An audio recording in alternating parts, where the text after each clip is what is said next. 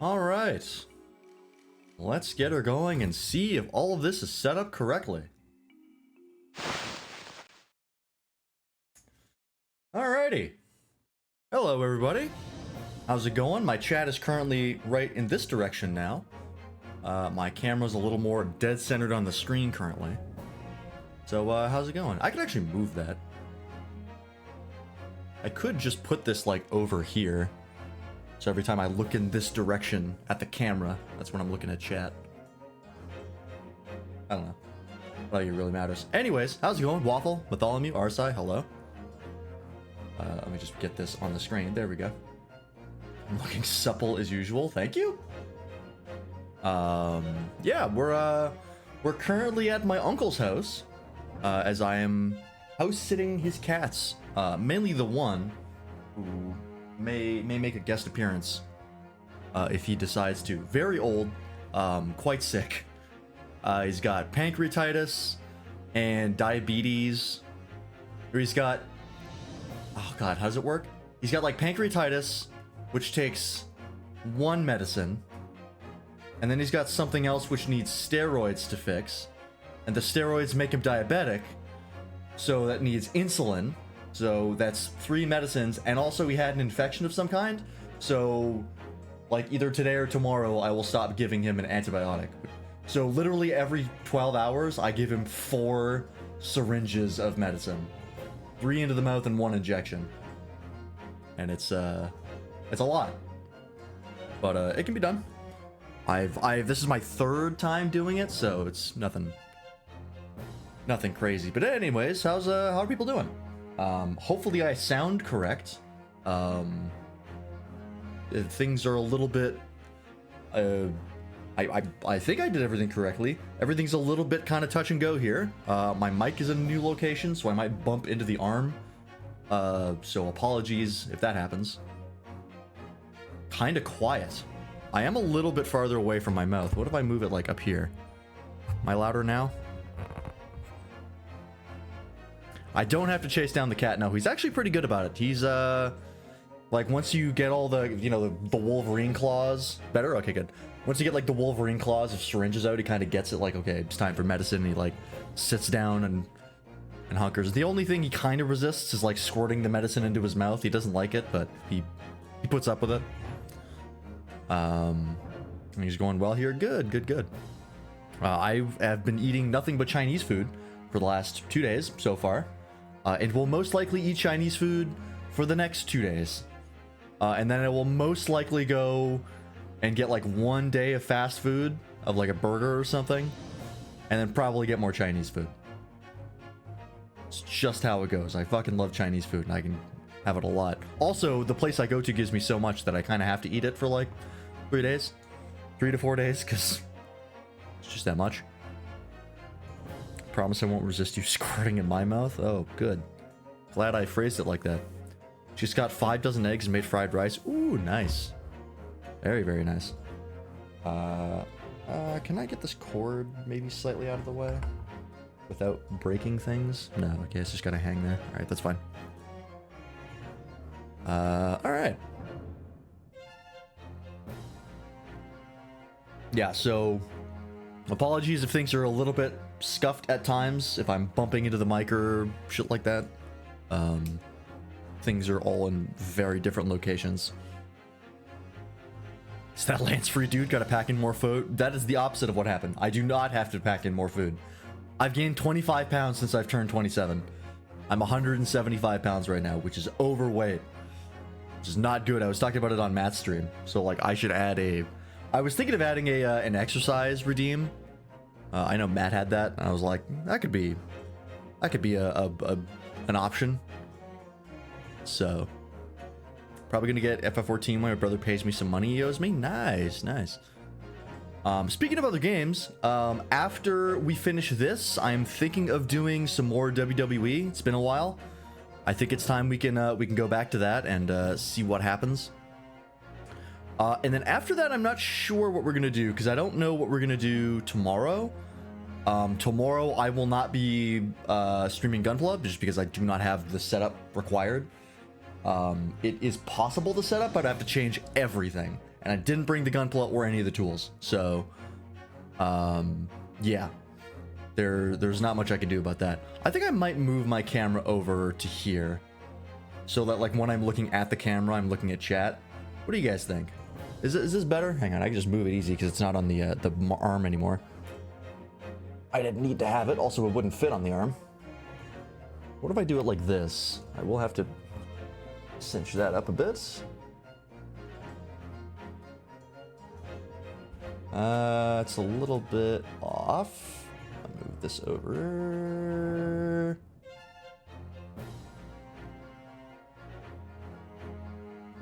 And a little bit up.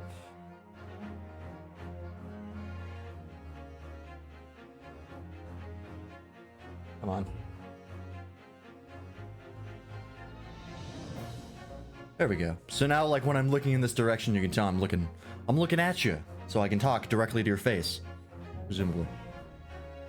I don't know.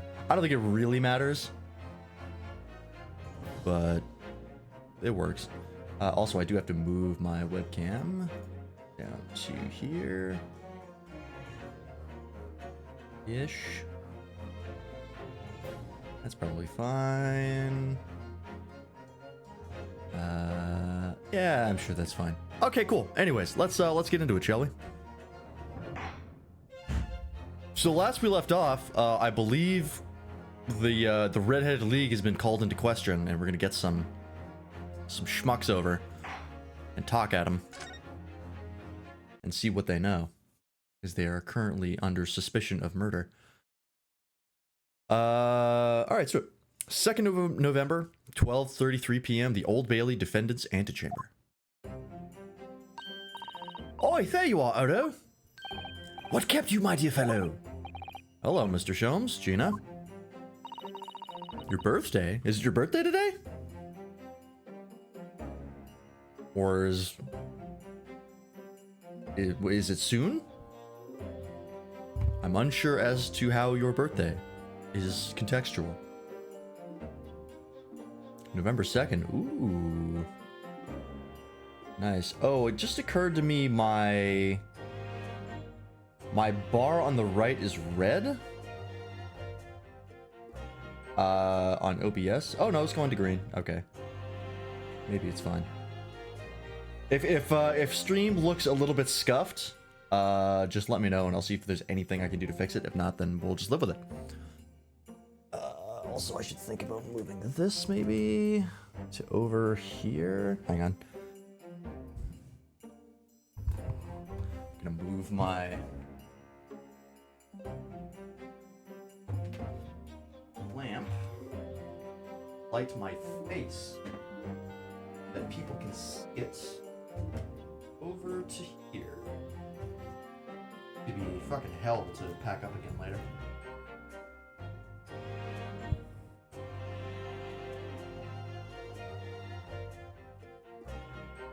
Right here. We just had a small hiccup, or at least that was the case on my end. Yeah, it looked like the bar on OBS turned red, but it's green now, so hopefully it's okay. Let me just double check. Can I see the desktop, please? Okay, here we go.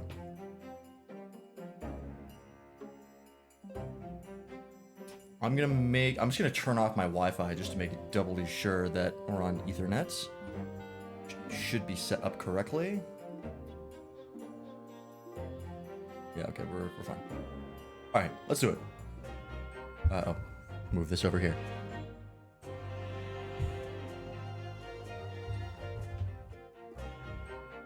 Yep. All right, a new angle of me. Anyways, sure about what you said in there? That the boss, you know, actually died the day before? It's pretty hard to swallow. Yes, I was shocked by the revelation too, Gina. As was I, possibly more shocked than both of you. It's not a competition, Mr. Sholmes. But I was more shocked than all of you put together. This is the autopsy report in question, is it? Yes, it's strange that there's no time of death noted. I suppose there's a simple explanation, or perhaps it was a deliberate omission. dear.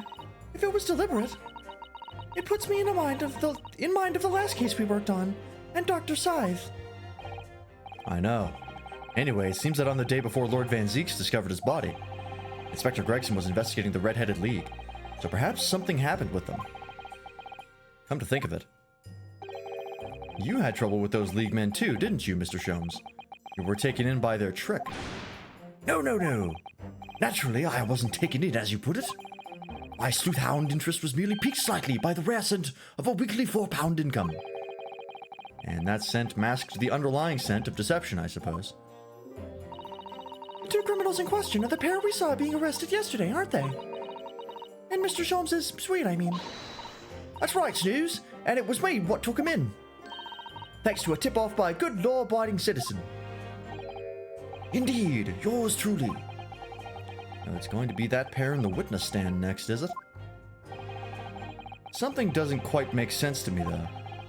The day before Inspector Gregson was found, you hadn't had trouble with the Red-Headed League yet, had you?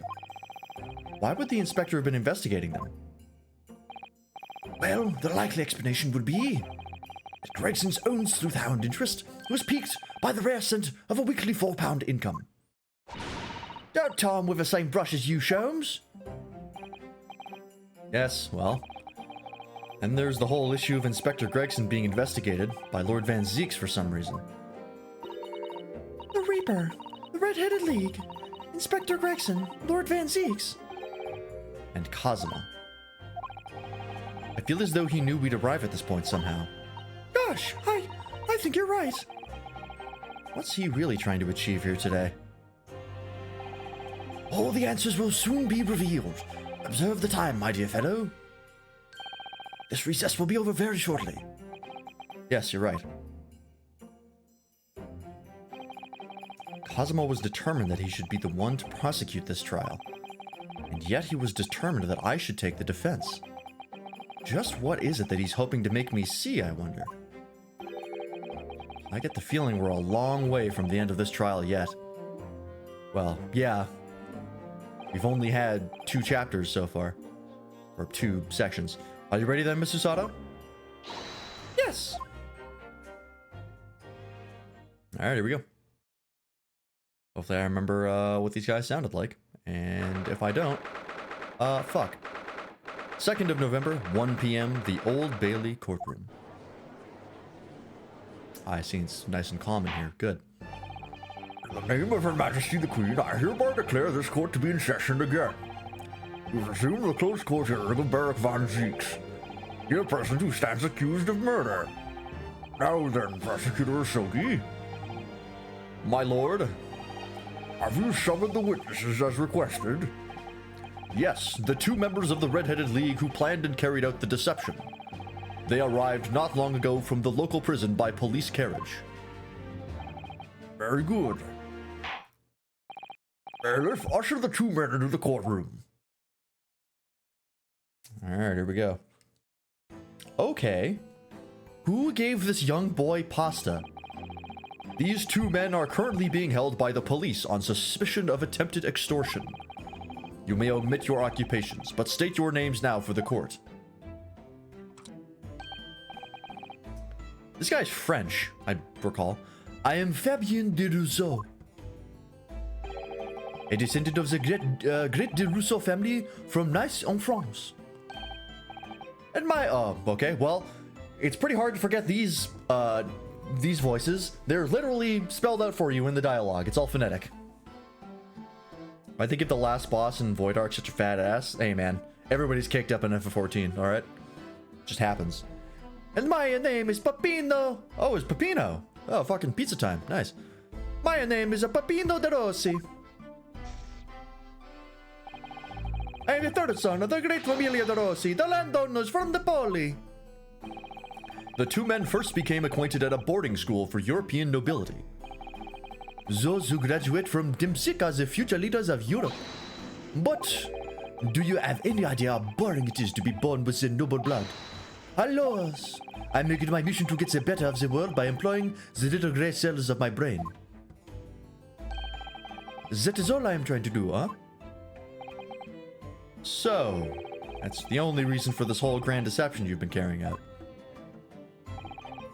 Oui, you could say that. Not bad, eh? He has the grand ideals, but the petty plans. A strange combination is a term by the head. The Hilarious Brothers? The Hilarious Brothers.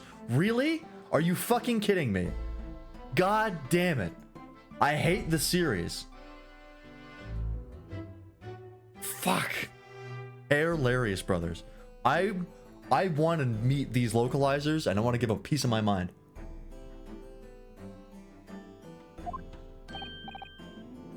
Si, capo. Listen to me, Peppino. I have two things to say to you.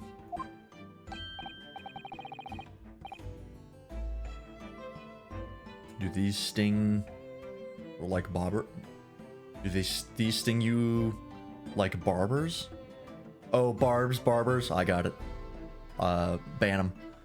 Don't do that. JR, you're about to tell me one of your grand anecdotes. Evviva! Firstly, I want you to stop calling me this capo. And secondly, we are not the Hilarious Brothers. This is serious business. Ciabello, there it is, the capo's trump card, the furrowed brow. It is deep, capo, the furrow in the meaning of your words. Also, can we get this kid like a bigger shirt? He's wearing like a crop top right now. You notice that? Only because the rim shot is gone? Yeah, I took it away for a reason. Our court has been led to believe that under the banner of the Red-Headed League, you have conspired to swindle money from unsuspecting members of the public. Is this true? Oui, c'est ça. And what exactly was the nature of this deception by which you plan to defraud? Alors, I will explain it. No, capo, leave it to me. As you see, we both had the vivid red hair, no? At school, we were teased for this without pity. The capo here, he was many times behind the schoolhouse crying like the Trevi Fountain. Oui, those dogs, one day the world will respect us redheads. Every night he would bury his head in his pillow and weep for the injustice. C'est bien, Peppino, enough, I will explain the rest. The first step was the newspaper advertisement. What, 1 week before the plan was put into operation, we listed the same notice in every paper in London. Yes, we saw that notice. It was this one, I believe. Entitled to the Red-Headed League. Oui, c'est ça. I am honored that you have seen it. It states that the only condition for joining the league is having flame-colored hair. And that if you satisfy the interview panel and are admitted into the league, you could receive a weekly income of £4. On the date specified, red-headed hopefuls gathered in droves at a park specified in the advertisement. And from each person present, this pair took an application fee of 5 shillings. Where do you keep getting that pasta? Is that spaghetti? I don't know what that is. It looks like spaghetti. It's very red for spaghetti, though. And was the money to France? It was a plan most elegant, no? No, it was most dishonorable. But to be frank, I'm stunned anybody was foolish enough to be taken in by such an obvious trick. The park was described by one witness as choked with red-headed folk like a Coster's orange barrow. And the day on which all these men gathered to apply was the day before the victim was discovered. Crucially, these two men spoke face to face with every single person present that day. Oui, I have seen more red-headed people in one day than I will see in the rest of my life. See, and now every time I see the capo's hair, I feel sick to my stomach. Anyway, why have we been summoned here today? Sorry? The date for our trial was not until tomorrow, I was told. Naturally, neither of these men have been told any details about this trial.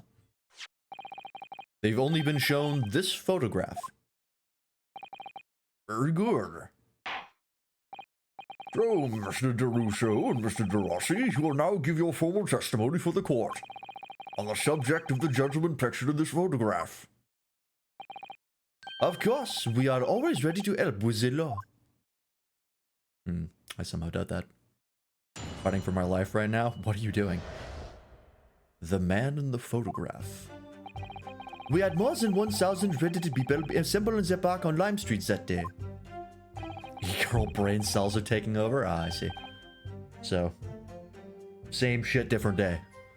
But I don't recall the man in this photograph, eh, capo? No, I don't remember him. Obviously, he is dead now, but I assure you, he was not in the park. Allora, this victim has nothing to do with us. You have a lot to answer for, Papino. It is your fault that we got caught in the first place. Today I've already said hi, :3 and used... Yeah, no, that's bad. You should be put down, but... I won't be the one to do it. I wouldn't dirty my hands. You've given sworn testimony that this man in the photograph was not present. Can you be certain? Oui, I am quite certain. We did not interview this man. Nobody looking like this came to the park. This I can promise. It must be noted that you've been arrested for a grand deception, however. Please free me from this hell. I'm sorry you are the way that you are. Accordingly, this court has little confidence in your assurances. Tough, with this attitude, we get to nowhere, huh? He's really a sulking now. Got machinist to 60 this morning. Nice. I believe, if I'm not mistaken, the like really cool parts of the base combo of like the cool animations, I don't think you get all of them until like 70. I think you're missing the last one right now. They really bungle machinist's leveling curve for some reason. It's like half of the main combo gets updated in Heavensward and like the other half gets updated in Stormblood. It's weird. I think. This confidential document was obtained directly from Scotland Yard. It records an entry from the inspector's private diary dated the day before the incident. Leading machinist to get the Robo-Wife at 80? That's fair. At 90, you get a shotgun, and you also upgrade the Robo-Wife, so you might get it all the way up. It reads Lime Street Red-Headed League undercover. Ah, I have the answer. Maybe there was another similar event in the park on the day in question, eh? That is ridiculous. No question that Inspector Gregson was investigating the Red-Headed League, which means it's quite possible that that's when he was killed. Part 1 of the combo is like 50, part 2 is at 60. Yeah, it's bizarre. Machinist is one of those classes that like I feel like the leveling process wasn't quite ironed out. I think Dragoon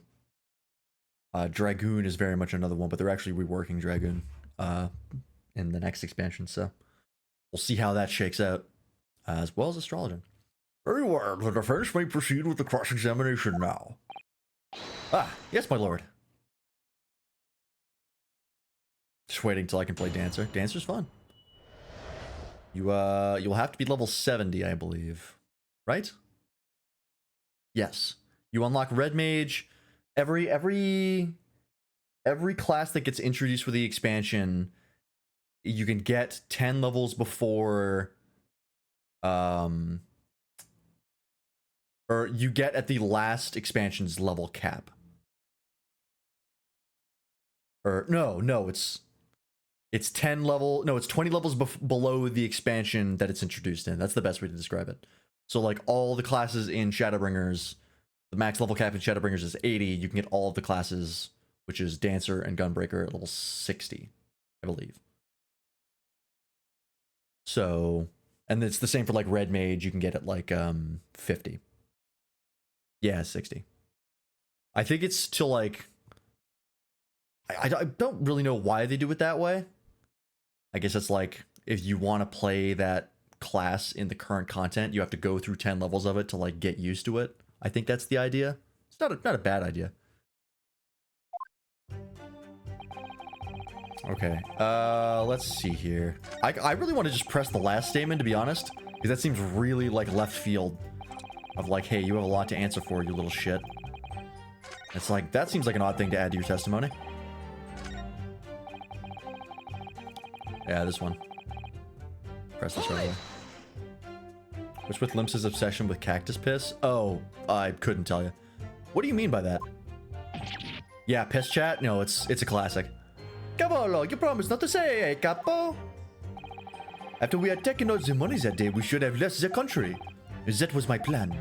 I left the purchasing of the tickets for the ferry to Dunkirk. Dunkirk. Dunkirk? I don't know how to pronounce that. To my companion here. But he bought them for the wrong day. Oops. See, but it is an easy mistake to make, huh? The 1st, the 31st. Boh, I have no sympathy for you. We were an all day late for the boat because of your stupidity. And it's only because of this that the so-called great and ready detective got us. Capo, you know what I think. This is the work of God. It is a holy punishment, eh? Classic Italian. Peppino, for the last time. This is not only punishment. This is only your fault.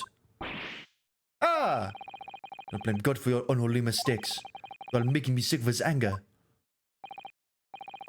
Maybe I make a mistake, but it's when it is time to eat the pasta. No one is faster. I've seen the evidence. Okay, that really is just a non sequitur. Bought a dress from an NPC in Ul'dah. Yeah, Ul'dah has a bunch of like unique glams you can get that you can only get in Ul'dah for some reason. They haven't told us much we didn't already know. What do you think, Mr. Naruhodo? Well, if it was the inspector's diary, it seems likely that he must have gone to Lime Street that day.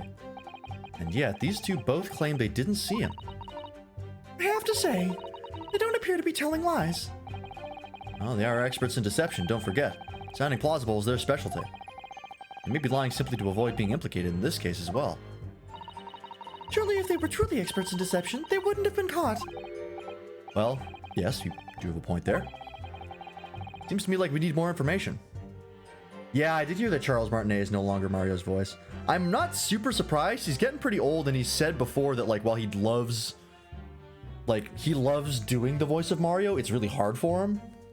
Like, it can be really painful for him to do a lot of it. So, like, guy's got to retire eventually.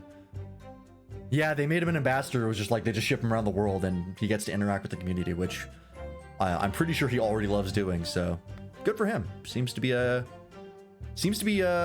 doing well. Seems to me like we need more information. Definitely. Okay. Let's see what else here. Don't recall this man in the photograph.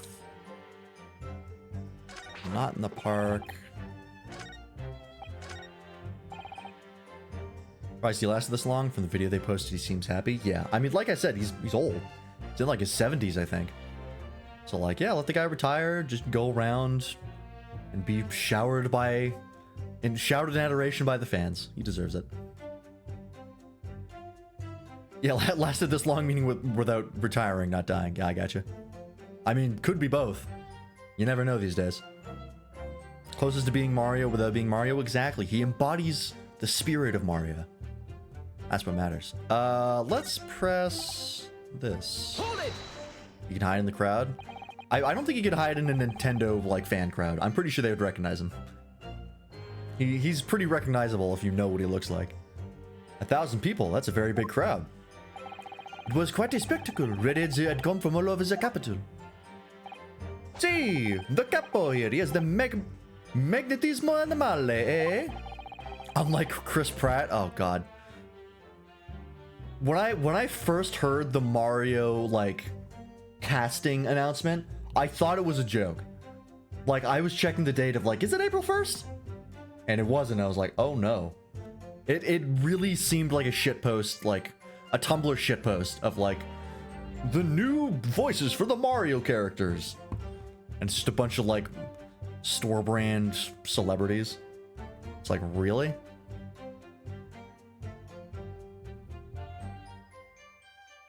I exist for a small amount of time. How goes Gregson's trial? It's good. We just started and we're interrogating these two weirdos. I'm not sure who Chris Pratt is at this point. I'm afraid to ask. Nice reference. Yeah, Jack Black was the only good casting. And Jack Black and Keenan Key, I think his name is. I think it's his name. I always forget which one is which. I'm so used to seeing them together. But those two choices I think were decent. Anna Taylor-Joy is like, I don't know really much anything about her. Charlie Day's Luigi was actually a pretty good choice. Like every other character was like, are you fucking kidding me? Chris Pratt as Mario? Okay. Seth Rogen as Donkey Kong? Sure. Like, it was a mess. Yeah, Chris Pratt is from Guardians of the Galaxy. He's also in Parks and Rec. Andy Dwyer, I think his name is. I actually don't know. I've never seen an episode of that show.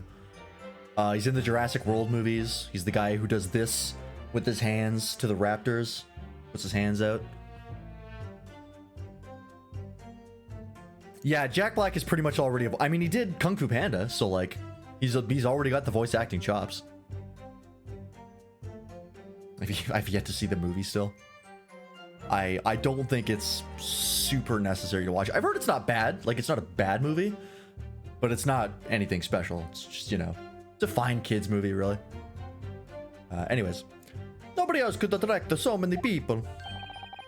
If I could be born again, I would be the capo. All those people wanted was the money, Peppino. The £4 per week. Are you suggesting that you spoke personally with all 1,000 applicants? Jack Black's just good at everything he does. It's true. He goes full ass. He whole asses everything.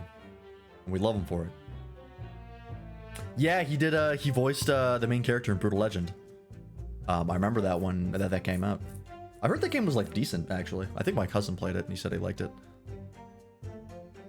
I don't know what other things he's done. I'm not super like familiar with Jack Black's work, to be honest. I know mainly from like School of Rock and Kung Fu Panda, and that one Mexican wrestling movie that I always forget the name of. Was it a voice in Psychonauts 2? Oh, nice. Oh, I know he was in High on Life at the end as like basically a cameo appearance, which was pretty funny. Oui, that we did, because every one of them paid us 5 shillings. We take their names, and we take their money, and we take their address as well. And I tell them we take some days to let them know by a post. Definito. Maybe 2 minutes a person. We start early in the morning, and we stop late at night. So, you earned 5,000 shillings in one day? That's a small fortune. Nacho Libre, that's it. Yeah, Tenacious D, I know him from as well. I've heard a handful of Tenacious D songs, and they're real good. Who'd have thought there were 1,000 such gullible redheads in London to start with? One of whom was a great detective with chemically altered hair. But I don't recall this man in the photograph, do you? I don't believe you. He doesn't look at all familiar. No, I don't think so. And this is a wig, eh? He was trying to trick us. I do not like the people who are trying to trick the other people. Says the con artist. If between them they interviewed 1,000 people with red hair, it would be unreasonable to expect them to remember every face. No, senor, I may be small. But my memory is very large. I never forget a thing. And you know what else is very large?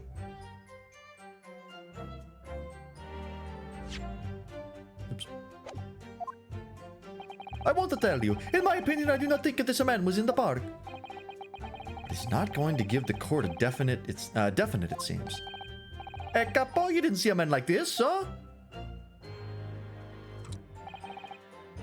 Hold it! My stomach for the pasta! I really gotta be doing this motion when I speak with him. It's not an Italian accent until you do this, right? But according to what you've said, you spoke with 1,000 or more people that day. Oui, that's true. My eyes were burning by the end of the day. Surely then you can't actually remember every single face. How are you so certain that this particular man wasn't present? Do that motion, you can't click the mouse. I'll do it with my left hand, so my right hand can hit the mouse. Nope, I can't get it all the way up. There we go. Normally, the red hair is very distinctive, eh? But not when you have 1,000 redheads crowding around. Then it's just an eyesore. But if there were some other information you could give us, maybe then we would recall. Like a crisp 20. That is not the line, Peppino. Remember, we do not remember him. We are sure of that fact, huh? Oh, okay, so they clearly do.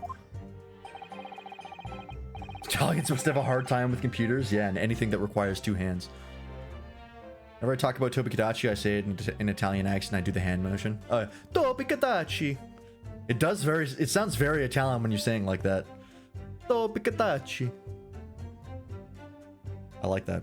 If there was a man with a red hairpiece, but his mustache did not match the color, then I do not think I could have forgotten him. Kazuma said these two had only been shown that photograph and they'd been told nothing else at all. But what if I fed them just one other detail about the victim? For example...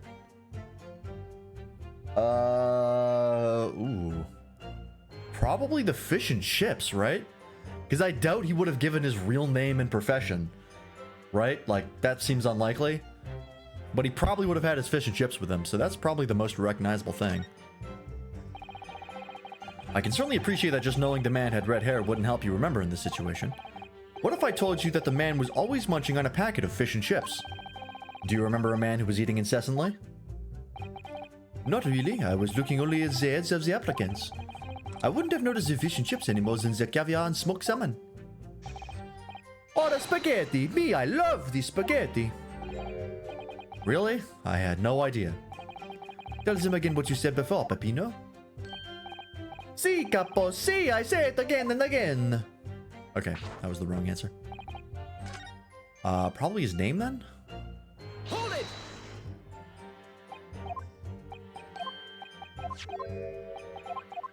I doubt he would have gone up and be like, I'm a cop! Look at me! Or they'll recognize like the legend of him. I can certainly appreciate that just knowing the man had red hair wouldn't help you remember this situation. What if I told you that the man's name was Gregson? The man in the photograph is a Monsieur Gregson. Yes. Names, they are boring. I did not listen to any of them. Oh. It was not a real interview. It was just for a show. Why would I remember the names? That's right. This changes nothing. The man in the photograph was not there, and as we have already said. I see. Seems there's little to be gained from pursuing this point further. That doesn't make it what you said before, Peppino. Oh, is that the judge being like, hey, look, there's no real answer? I'm gonna try the other one just to be safe. But I think that's him being like, doesn't matter. Hold it! Should I get another bowl of fried rice I made? Yes. Always yes. I had fried rice earlier for supper. My go-to combination from the Chinese place I go to, I get two items. One has ginger beef and sweet and sour pork, and the other has beef and broccoli, and then like either some sort of noodles. This time I got Singapore noodles, and then I get one large side of fried rice. And I just fill a plate with all 5 of those things, and I eat for days because the place I go to gives me so much.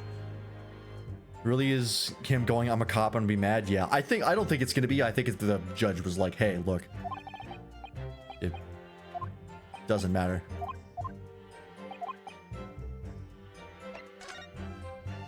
%, something after giving the information? I don't think so.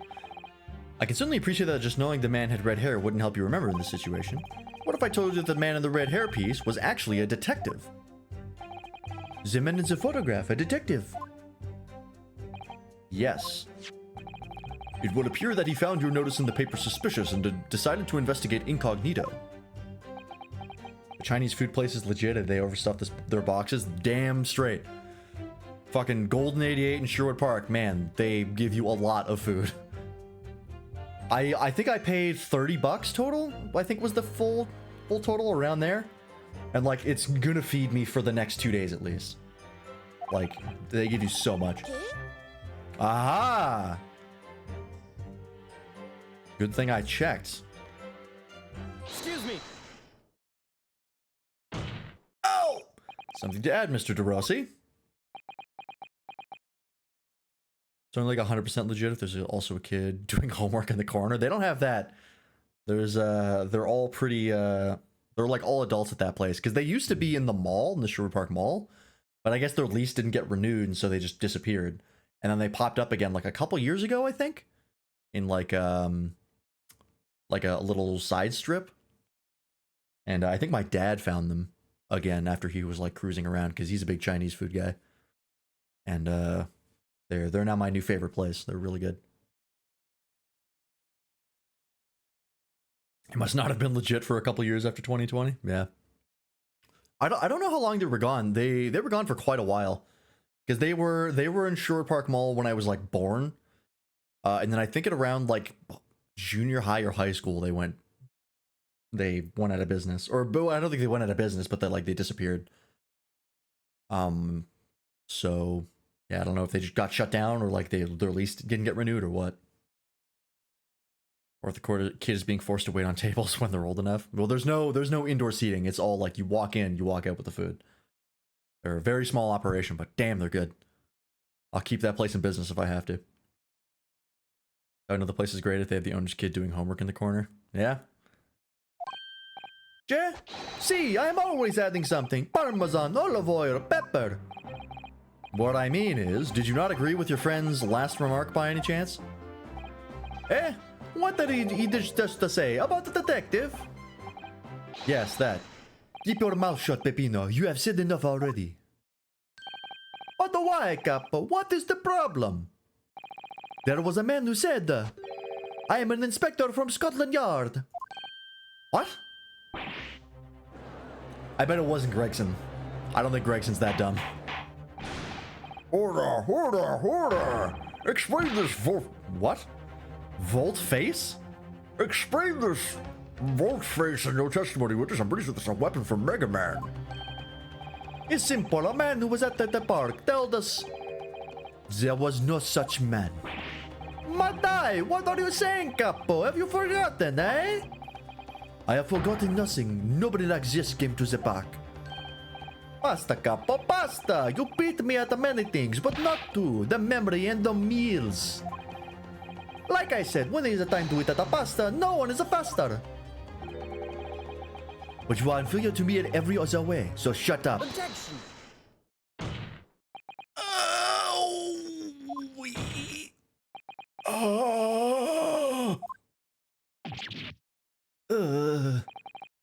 Drop dead, the damage is done. Volt's face, an act of turning around so as to face in the opposite direction. Oh, I guess. Okay, yeah, I see how that sort of makes sense. I have no idea how to pronounce that, but it looks French, which means I should be pronouncing less of it, but too late. Indeed it is, sir.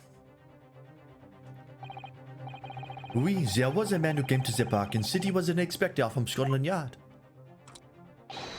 However, he looked nothing like the man in the photograph. Okay, yeah, I didn't think it'd be Gregson. I think it was someone else. He was someone else. Alright, I have no idea what those pronunciation marks mean. Volte-face. Wolfes. Wolfe. It's French, so you gotta pronounce like only a handful of the letters. Wolfe.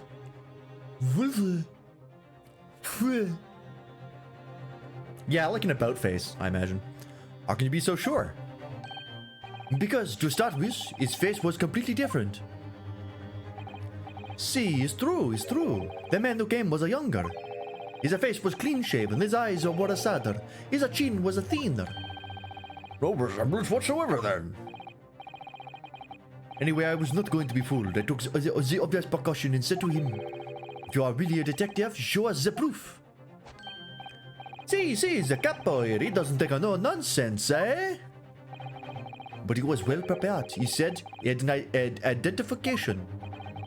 Was it Sherlock Sholmes? No, Sholmes is not a inspector. He's a private inspector. Identification? You mean official police inspector's identification? That is most unconvincing. Sorry, my lord? Counsel, no incognito inspector would offer his identification for inspection. It's quite out of the question. Could have faked it, maybe. Definitely, why would he expose his true identity? Clearly the peppers were fake.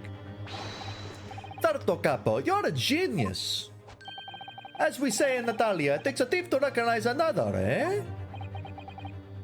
And what happened after he announced that he was a detective?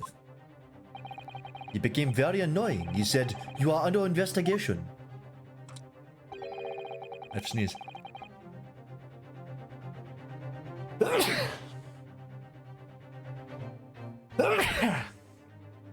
Excuse me.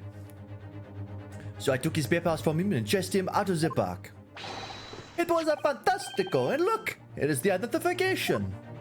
Oh, was it fucking what's his nuts? The guy, the inspector, not inspector, prison warder?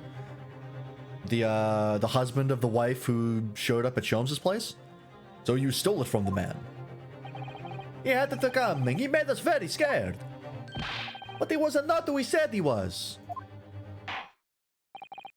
Indeed, the person described does not appear to have behaved as a true inspector would. However, I believe it would be prudent for these identification papers to be entered into evidence. Oof, but I like them. Alright, Jeff, we can take a look at that. It's the grandpa cop. Back in my day. Now, let us return to the witness's testimony. Why is the leprechaun Spanish? Look, I'm doing my best to do Italian, but it drifts at times. Let's take a look. Don't present, examine. Okay. Police warrant card. Well, I suppose we should see what this inspector's identification looks like inside. ID 997. The tired Bobby from before, yeah, the grandpa cop. Maybe. Yes, it definitely looks fake, doesn't it? Yeah, it was attempting Italian, which is just adding a lot of A's at end of words that don't normally have them. Out of interest, what name is given? Probably just something plucked out of the air. It's Tobias Gregson. Wait, what? Are leprechauns based in Italy? No, they are Irish. This Scotland Yard insignia looks genuine to me. But how? And the department and identification number details are all correct as well. Your accent is drifting, mine flies through a world tour. The love-struck young couple, Bobby. Oh, sleepy guy, narcoleptic cop from the first game.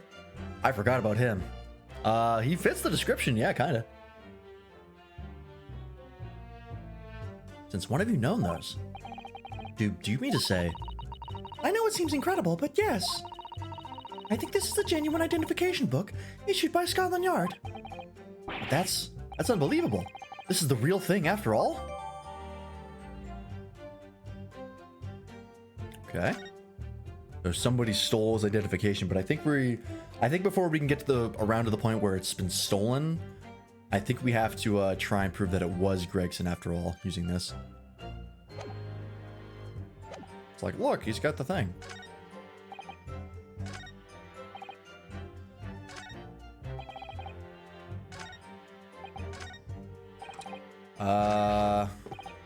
Let's press everything else just to be sure. But we only have your word for that. See, but what else can we do, huh? True. We are not having much fun these days. First we are arrested, then we are shown the horrible picture of a dead man.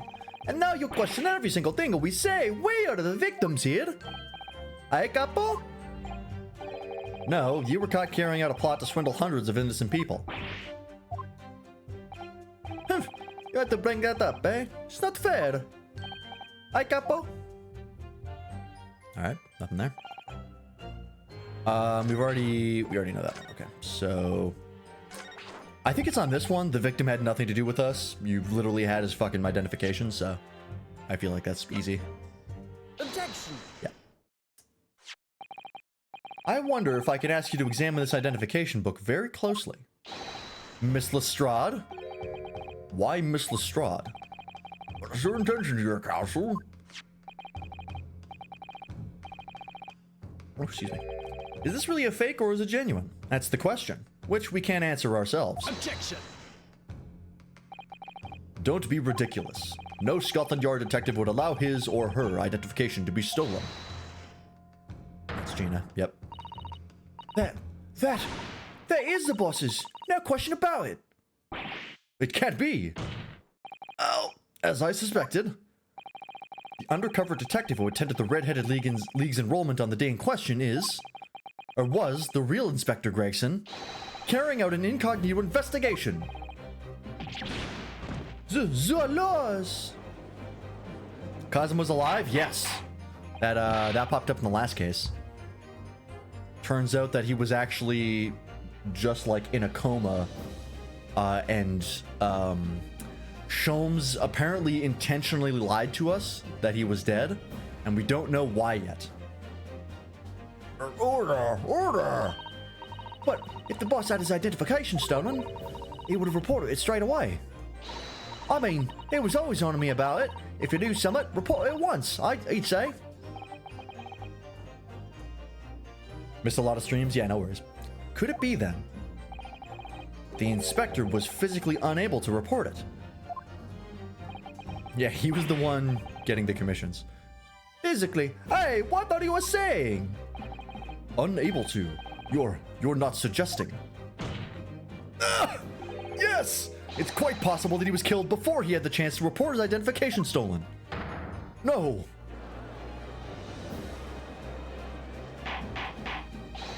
Order! The defense posits that the victim was killed the day before his body was discovered at a different location. Do you two have anything to say about that?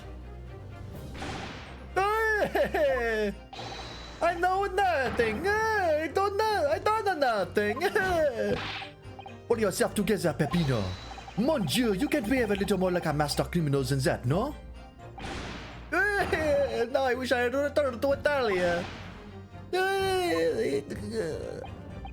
Just stop crying, Peppino, please. Otherwise, Lam, stop your whining and start talking. Well, I believe the court will need to hear your story and consider it great indeed. I know nothing. I don't know nothing. Shut up! Please! But you will tell everything or face the worst possible outcome. Yeah, he needs to go back to Pizza Tower. You will dry your eyes and testify again. About these identification papers and the precise circumstances under which you came by them. Crying out loud. Alright, can we get a testimony with slightly less blubbering, please? Yes, the truth is we took him prisoner and kept him for the night at our secret eye. Wow! Okay, whoa, we have fucking escalated way beyond what I expected. You kidnapped a man? Are you out of your fucking mind?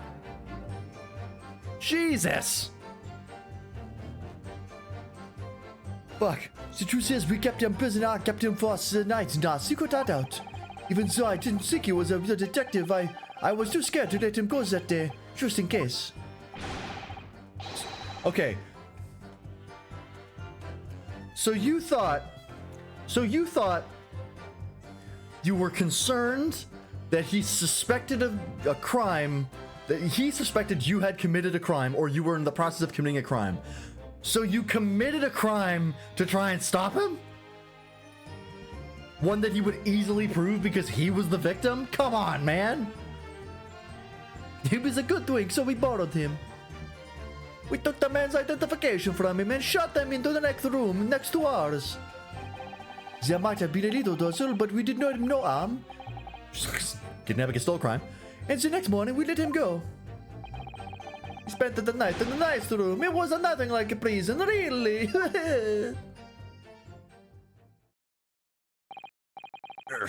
This is outrageous. You imprisoned the man. What? No, no. It was not like a prison. It was very comfortable and calm and happy. A capo? It was never part of my plan, I swear it. So you think it was my fault, eh? It's because I got the date of the ferry wrong by one little day. I do not think it was your fault, Peppino, I know it. No, per favor, capo, it is not fair. We shall have plenty of time for squabbling back at the prison, gentlemen. I don't believe this. How could he have been a real detective? Counsel for the defense, proceed with the cross-examination. So on the day before the incident, Gregson spent the night confined in this pair's hideout. How do they goes Gregson? Fucking Italians. What is this, the fucking 50s all over again? Okay, second prisoner, Captain for the night at our secret hideout. Hold it! Do you realize what you're saying? You have to believe me, I never intended for that to happen. And I'm sure the detective did not intend it either. Do you think? But there was nothing else I could do. See, nothing else. This was the first crime. This wasn't the first crime for the capo. He was at the end of his wits. I have told you before, Peppino, that is not the way to describe a criminal mastermind. What about this hideout of yours? I'll fight any European. An old empty house behind the park on Lime Street. We rented the place for 2 days. It was an inspired idea by the capo here. An impulsive idea, I would say. No, not impulsive, inspired, the capo. What am I supposed to say to that, Peppino? It was in the house described that you confined Inspector Gregson, was it? Oui. But you have to remember, I was under the impression that he was a pretender, not a real inspector. That doesn't quite add up, though. If you didn't think the man was a real inspector, there would have been no reason to take him prisoner, would there? No, you are right, but we couldn't be completely certain. Is this a oh, no, don't, I'm so tight type of fight? I don't want to ask any more questions. Hold it! Too scared? Why? Because why did he come to the park? We didn't know. There was a chance that he had seen through my plan. And if that wasn't the case, he would have gone straight to the police station to blow the whistle on us. Even if he was just feigning to be an inspector, he was up to no good, huh? Without a doubt. Without a doubt. Satisfying to say. I think most people would agree that it's you two who are up to no good. Well, see, you may be right, Capo. The point is we were not able to escape from England immediately. That is why we had no choice but to take the man prisoner. What I don't understand is why the inspector felt the need to show you his identification in the first place. See, I asked myself the same question. We are writing down the names and addresses of all the people who we took 5 shillings from that day. I've forgotten what name he said, but the address, it startled me. See, address. Scotland Yard, Homicide Division, he said. What? I probably didn't like your face, Peppino. Anyway, I was not rude, I was just politely asked him why he had said it. And that's when he started to say he was an inspector. Not long afterwards, he took out his identification. What is Inspector Gregson playing at? Tell the court what happened next. You took him back to your hideout, you say. See, we did. Okay.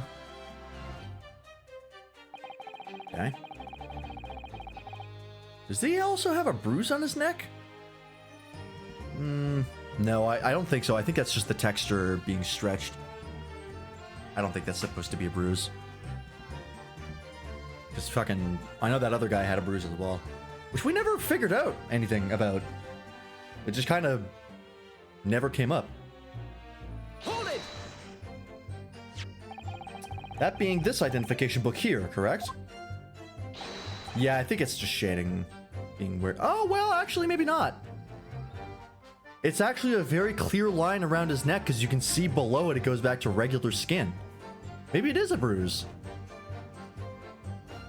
I don't know. It's hard to tell. It's very hidden. See, that is the one. What made you believe that it was a forgery? I never seen a real one, of course. But he was so suspicious, this man. Allora, I was thinking it must be falso, capo? Oui, it was just as Peppino has said. You are convinced it was not genuine. And so together, the hilarious brothers, we took the man captive. All we did was shove him inside a locked room. Then we made preparations to transport all of the money. In for a penny, in for a pound. Child abuse? Maybe. Might have been a little tussle. What do you mean by a little tussle exactly? Bah, it was nothing, just a minor incident. The falso inspector was a real piece of work, piece of the work. Eh, capo? What happened? It was a disaster. We gave him a nice room, and what does he do, huh? In the middle of the night, he tries to escape through the ventilatore.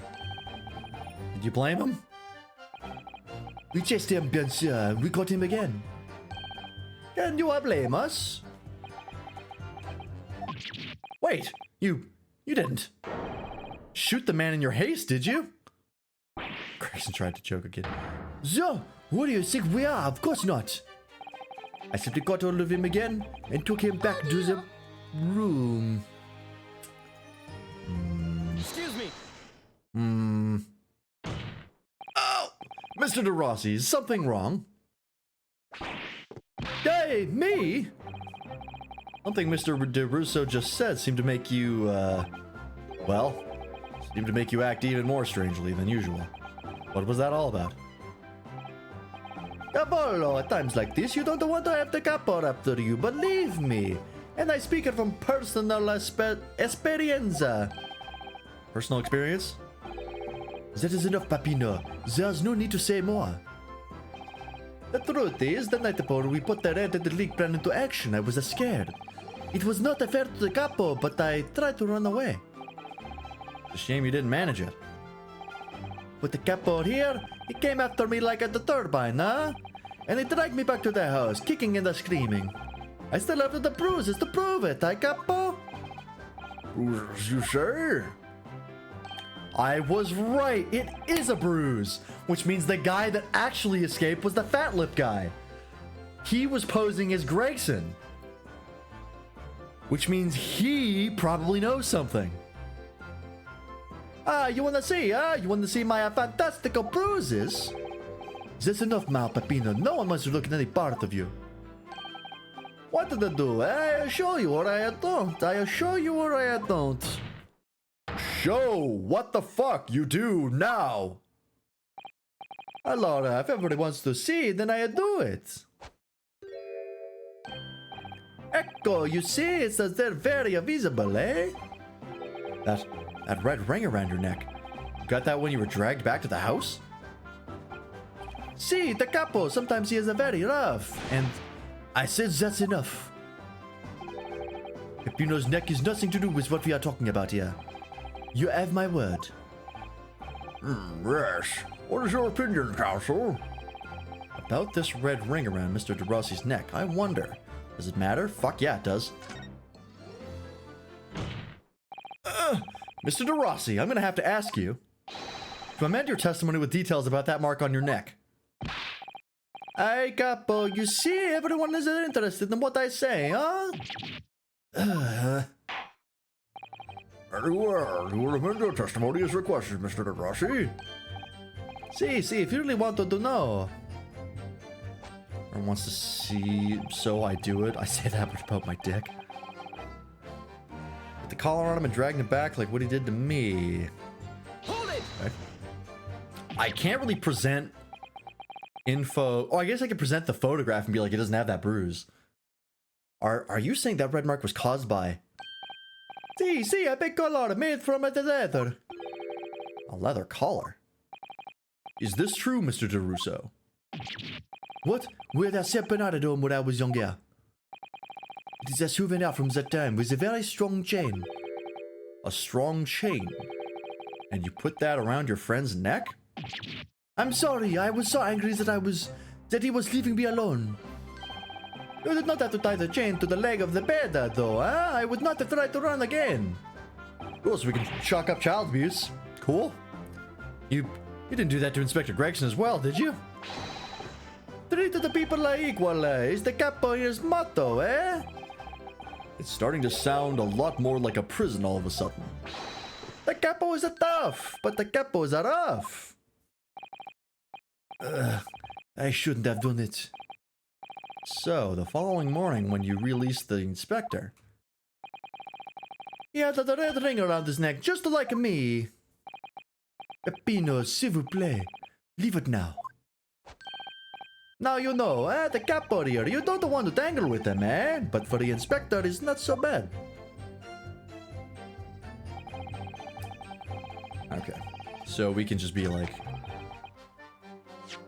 who the fuck did you choke? It wasn't the dude who doesn't have the bruise. Right? Kinda hard to tell, actually.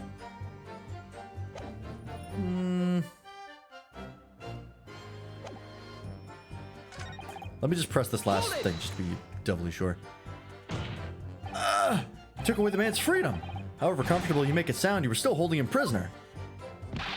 If you say that, then I say this. There is something that takes away our freedom too, the lack of money. So we're the prisoners as well, huh? All of us. Huh? No money, no freedom. This is the truth. It makes me mad and it makes me sad. What can we do?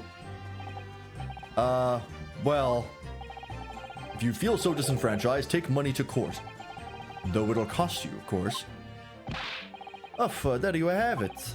You see, that is why we need the Red-Headed League, to fight for the justice. Perhaps he has a point. No, Mr. Naruhodo. All we did was to give the man a comfortable place to sleep for the night. And you say about the prison, huh? Perhaps he has a point again. No, again, Mr. Naruhodo. You should have heard my snoring. Might die if anyone was disturbed. It was us. What FF14 class could I beat in a fight? I don't know. Probably like Scholar. Just a fucking book learning nerd. I'd break those noses. Oh yeah, probably one of the Gathering classes actually. The ones that have no combat experience. Yeah. Herbalist I think is probably Herbalist, or I think like, I don't know, Weaver maybe. You know, fucking poke me with a knitting needle, fucking catch these hands. How much to go on, really? Your testimony does make me wonder, you know. About this pocket watch belonging to the inspector, I mean. Ah, yes, the one he treasured so much, apparently. I can beat Fisher. That's also a valid choice. If he was confined but not restrained, as the witnesses are implying, he would still have been able to wind his watch. That's very true, yes. Did Inspector actually die while he was being held captive by those redheads? In which case, is it possible that these two young men are responsible for Inspector Gregson's... To be honest, I find that hard to believe. Perhaps we should try to find out exactly what happened. Very wise, Mr. Naruhodo, yes. Slapping your salmon. Okay, so we pressed everything, I think.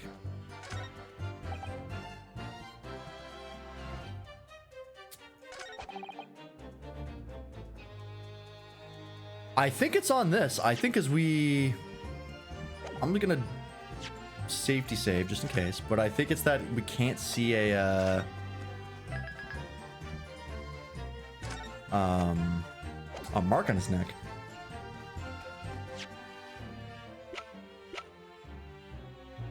Objection! Yeah, that's right. So the day before his body was discovered, Inspector Gregson was taken prisoner while working on incognito. No, it was not like that. It was hardly a prison. It was a invitation to stay. It was only. However you describe it, there's one glaring inconsistency that remains. What inconsistency is this, Counsel? I would ask the court to look closely at this photograph of the victim, Inspector. Inspector Gregson? Nope. Of the victim, Inspector Gregson. I thought he was talking to Gregson for a second. I got confused. You will see that there was no red ring visible around his neck. But that makes no sense. It was me who took the collar of the man in the morning. And I saw the red bruises on his neck, just like I have.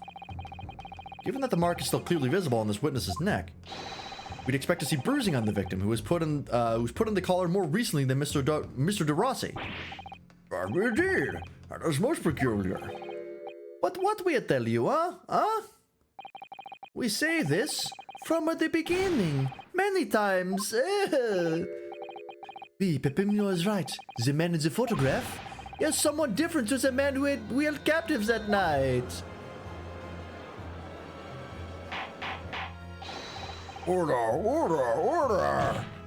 Oh, it would appear then that on the day before the incident, the man who visited the park on Lime Street posing as an incognito inspector was not Inspector Gregson at all. Objection. Oh! If that's true, however, how do you explain the inspector's identification? This is a genuine identification book issued by Scotland Yard. It's inconceivable that someone could have stolen such an important item from the inspector. The prosecution made that assertion itself. And we also know that the inspector had made a note about the Red-Headed League in his diary for that day. Which surely means we can't divorce the two events completely. Inconsistency noted by the defense is most troubling. If it were the real Inspector Gregson whom these two red-headed gentlemen encountered, the fact that no bruising can be seen around his neck defies explanation. But equally, if they actually encountered an imposter, how did that person come to be in possession of the real inspector's identification? Does the defense have some plausible explanation, counsel? The whole thing defies explanation. It is for precisely these occasions that we keep meticulous notes in the court record, Mr. Naruhodo. Because those are the facts, and the facts cannot lie. Except for the couple times where they did. No, the facts can't lie. Even when they point to something so incredible, it's almost unbelievable. Well, my lord, the true identity of the person who turned up in the park for the Red-Headed League's enrollment is revealed by information in the court record, I believe. Good gracious!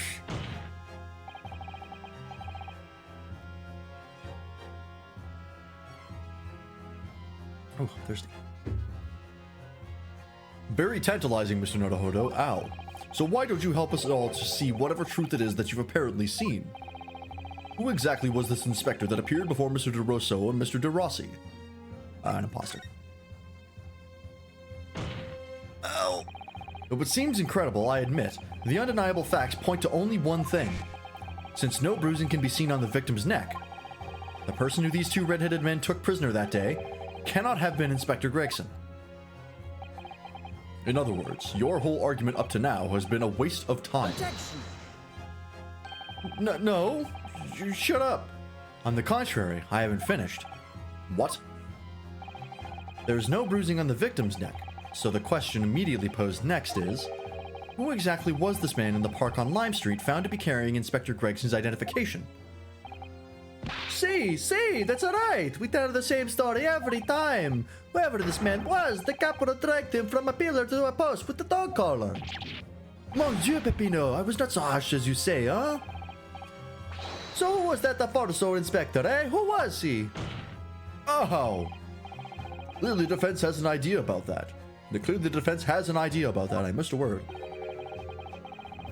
About the true identity of the man these two imprisoned that night. I must ask the counsel for defense to elaborate post-haste. Who did the witnesses encounter in the park posing as Inspector Gregson? Mr. Fatlip. Got it right there. Take that! Goodness me! Isn't that? One of the witnesses who was in the stand in this very courtroom earlier today. A nameless man whose only occupation appears to be peddling hearsay to passersby. Objection! Oh! What on earth would a street seller be doing with a police inspector's identification papers? Witnesses, is this the man or not? What has happened to his lip? Huh? Or ah?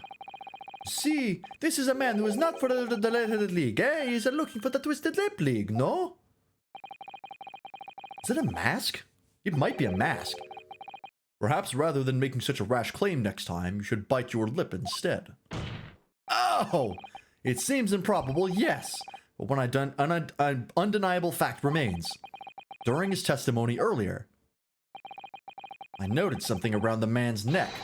A red ring of bruising. Eh? What?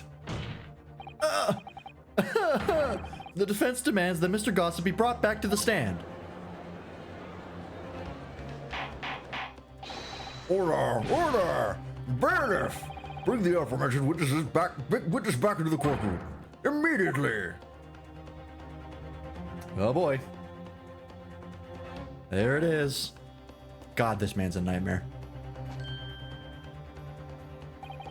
Well, I never. An undeniable red ring of bruising indeed. And identical to that of the witness beside him. Now what's going on here, Ray? I've always had this, me. It's a birthmark, isn't it? A birthmark, you say? I assume the reason you've been recalled to the stand has been explained to you. Show him about the inspector again. But I'm telling you, you got it all wrong as usual. You're denying all knowledge of it. Well, of course I am. Are you trying to kill me with all this nonsense, eh? Well, at least you'll have more stories to peddle back on Fresno Street, won't you? Now, we're going to need you to testify again.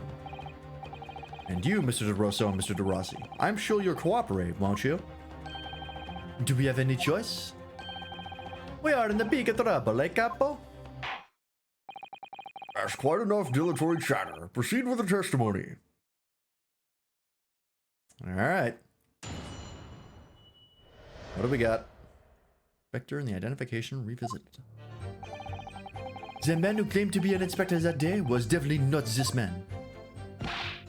He's right. See, you think we would have forget those grand lips, huh? Those DSLs. I will never leave Fresno Street, alright? My no interest in any red-headed league. I want alone in the world. Me, I have no kinfolk or nothing. Why would I be involved in something like that? Just look at me, eh? Does it look like I can be off in disguise with a face like this? It is a disguise. It would certainly appear that we have the wrong man. What have I been telling you, huh? There was no need for this pointless testimony. That's why I'm just a simple peddler, remember? Fresno Street is all I know. I'll probably come by a police inspector's identification book, eh? Well, yes, that's hard to explain, but...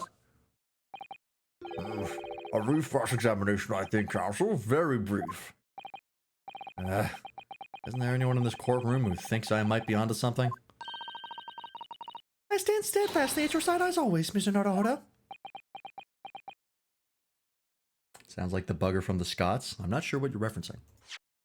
Oops. Alright, I'm gonna press the disguise statement immediately.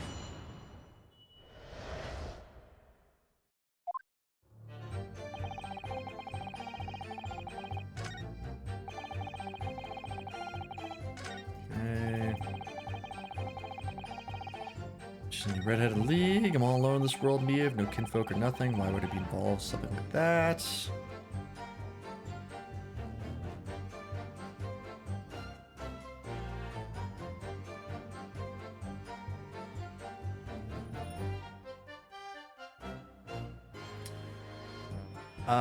We'll press this just to be. This is a weird statement. I want to know more about it. You mean you have no family? No, not at all. So I spend my days on Fresno Street peddling tidbits to passers-by. Hoping, just between us it is, that eventually someone else with lips like mine will come along. I don't think so. You may be right. Anyway, that mark on your neck is just too much of a coincidence for us to ignore. Well, what's a fella to do then, eh? If you don't believe me, we're at an impasse. And there's nothing I can do but flick me lip. It looks like I'm not going to get anywhere here unless I can produce some proof. You're basically saying I got dressed up and posed as some fancy inspector, aren't you? Well, it's beyond me how you can think I can do that. Just look at me, yeah? Does it look like a carry off of a disguise with a face like this? Let's talk about that. Maybe you could, say, with a mustache or a beard to cover up that lip. Hey, perhaps. But if I was going to stick some fake facial hair on to cover up this fine specimen, I'd end up looking like his lordship over there, wouldn't I? Hey, what the fuck? Pardon? I assure you my lips are entirely unremarkable. And I've actually got to cast such scrutinizing looks in my direction, counsel. Sorry, my lord. My imagination got the better of me there. Well, Inspector Gregson did wear a mustache, of course. You're right, he did. So, perhaps he was hiding something himself. He could barely have hidden a crumb in a mustache of that size. In any ways, the detective we spoke with said no facial hair at all. See, the capo is alright. He was clean shaven. It certainly seems beyond the realms of possibility that this witness could have disguised himself as the victim. Aye, it does and it is. That's the extent of their testimony, is it? I'll step away for a quick bite, no problem. What's your feeling, Mr. Naruhodo? Well, what Mr. Gossip says is undeniable. It would be all but impossible to hide those lips with any form of disguise. Perhaps, yes. But nevertheless, the mark around his neck is equally undeniable. And it's identical to the one Mr. DeRossi suffered. Yes, that's true. But why does this whole disguise idea just keep playing on my mind? Yeah, he's 100% in disguise right now. I just can't prove it. Or can I? Is there anything in here?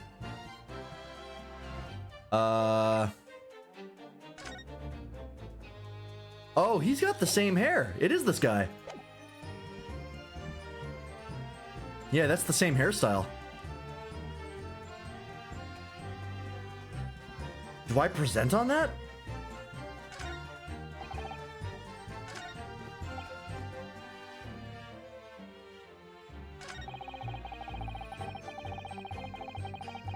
The fat lip is a disguise, I think. Yeah, that's definitely the same style of hair.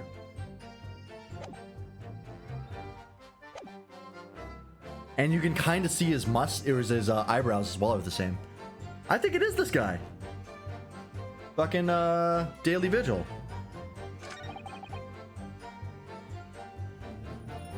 I'm gonna save just in case. I don't know if I have enough evidence right now to make this assumption, but I think I might be able to present. Where is it? There it is. Objection. Fuck, nope. It's too early.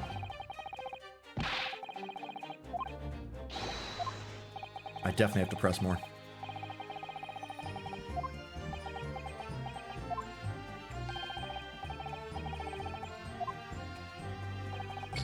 Jeez, it's hot in here. There's no fan in here, which is unfortunate, and it's heated up again. Might have to go into the living room and cool off for a bit. It's the only place with a fan. Okay, so let's just do everything. Flicking it with the mind to say that it's there all the time. Yeah, he's definitely suspicious. So you say, but how can you be quite so certain? There's no need to hurt your hands on the desk, monsieur. Surely the reason is obvious, no? Thank you for noticing that I've broken both of my hands several times over. Because I have never before seen lips like this. Nevertheless, there's a clear red mark around Mr. Gossip's neck. And it looks very much like that left behind on the neck of your colleague by your prized collar. Mon Dieu, with your words it is like you try to wing my neck. It does look very much like my neck though, eh? No, it's your birthmark, lad. The biggest lips in London and a neck to die for. Aye, they broke the mold when they made me. For the first time in my life, I feel lucky to have been born with red hair. And I thought being Japanese made you stand out in London. So you maintain that you've never seen this man before? Oui, c'est ça. I swear to it by the flames of my hair. So fierce pride has outgrown the frustration with your hair now, has it? Alright. Hold it.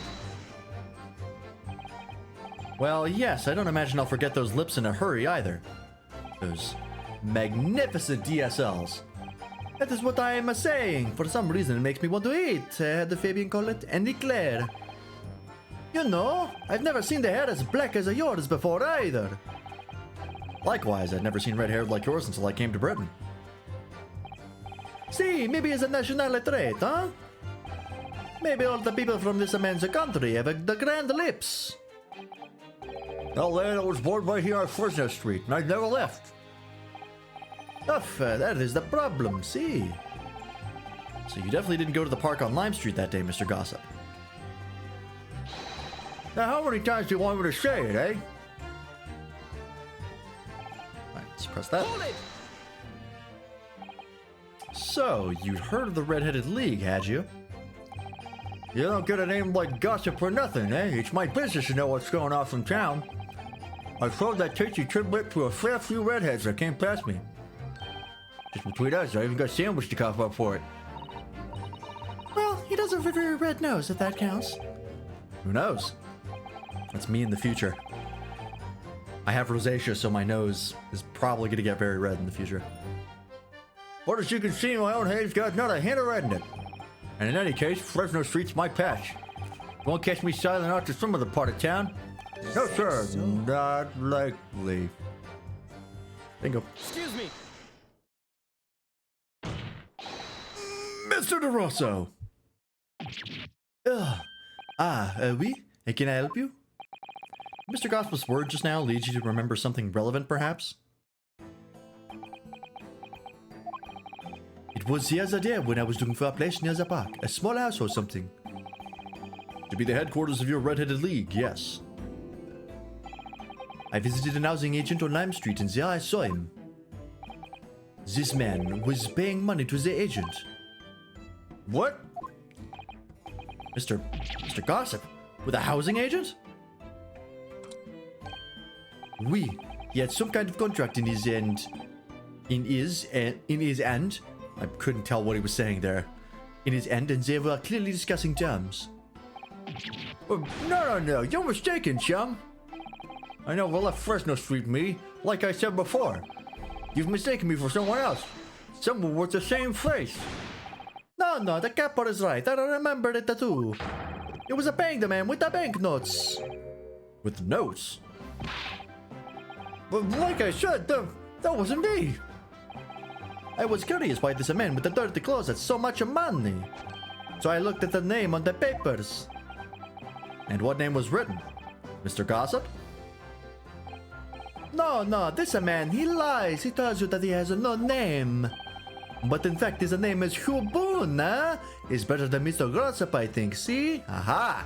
You're the motherfucker. No!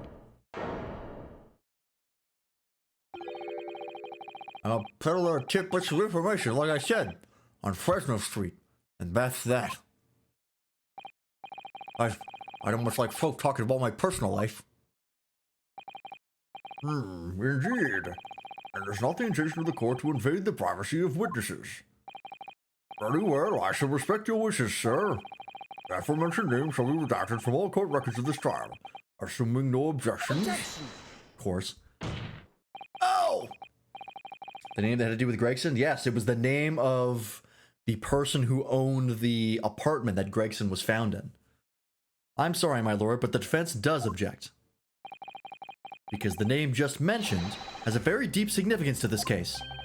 Good gracious! Do you similarly object, Prosecutor Sogi? As it happens, my lord, that particular name has already been mentioned during today's proceedings. Well, I never. In what capacity?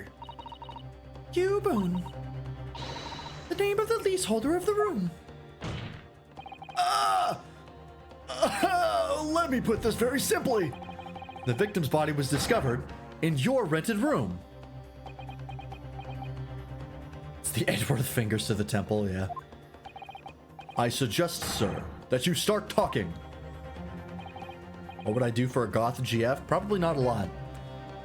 I've never been crazy about the goth aesthetic, to be honest. I don't mind it, but I'm not as crazy about it as most people on the internet are. Well, alright. I suppose that might be the case, eh? Ow. So your real name is Hugh Boone. That's what I said? Hugh Boone. Did you say huge bone? Well, just between us, I don't like to blow me on trumpet, but there's no finer peddler of tidbits in town. So I happen to be able to afford a grubby little room with a falling down backstreet townhouse. Who drew? And once every 6 months, I go and pay the rent to the ancient on Lime Street. Rent every 6 months. Wow. Oh, I remember now. It was 2 vulgar redheads in there last time. Hey, if either of us is a bodyguard, is it not the me? Name title changes to his real name. Yeah, they like to do that. Anytime someone is revealed to have a different name, They always change the title of it. So like you notice it. It's happened a couple times. Think again, Peppino. Oh, why didn't you bring this up before? It's like I told you already. I don't like talking about my personal life. I'm a tit peddler as far as everyone else is concerned. No fuss. I'll update your testimony to include this most surprising revelation, Mr. Boone. If I must. So the leaseholder Scotland Yard has been looking for since the body was discovered. Has been here under our noses all along. I went to the room where that fellow was found. It's true. For what difference it makes. Hold it! Let's find out what the difference that makes. Ah! So, you live in that room presumably, do you? No, I don't live there. What do you think? There's no bed, is there? Just a desk. Then, why would you want to rent it? Still think he's Vigil though? I still think so. The fact that he's the same haircut, and you can see that like his eyebrows are very similar. I still think it's Vigil. Especially since they brought up the whole like him being in this disguise is like really a weird idea though. Why is that so important to me? So I think they're trying to hint at it pretty heavily. And why would you want to rent it? Well, I don't think I should have to say, really. Then how about the notice board in there? Which was covered from top to bottom in confidential documents only the police should have access to. No, that board's not mine. The inspector must have brought it along. It's only the other bits and bobs that belong to me. The desk and the chair are in there. People don't generally carry enormous notice boards around with them. The real question is, why was Inspector Gregson killed there in your room? Well, obviously, I've not the faintest idea. I mean, it's causing me no end of bother, to be honest. It seems to be that Mr. Gossip, Mr. Boone would rather as little as known about his room as possible for some reason. Yes, it does come across that way. And more importantly, knowing that the scene of the crime is actually his room completely changes things. In particular, there's one part of his testimony that's really bothering me now. That's how I'm finally going to undo this man. Okay, so I have to press another part now. I think maybe now we can press on the photograph that is apparently his. Let's press just in case. I've already looked at this, but let's see if anything new pops up.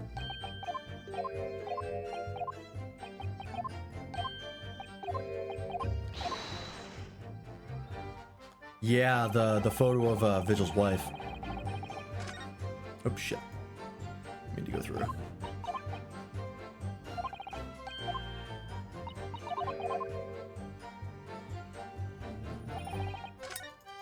Let's just press again. Hold it! Let me just double check. If this doesn't pop up anything, then we'll try presenting.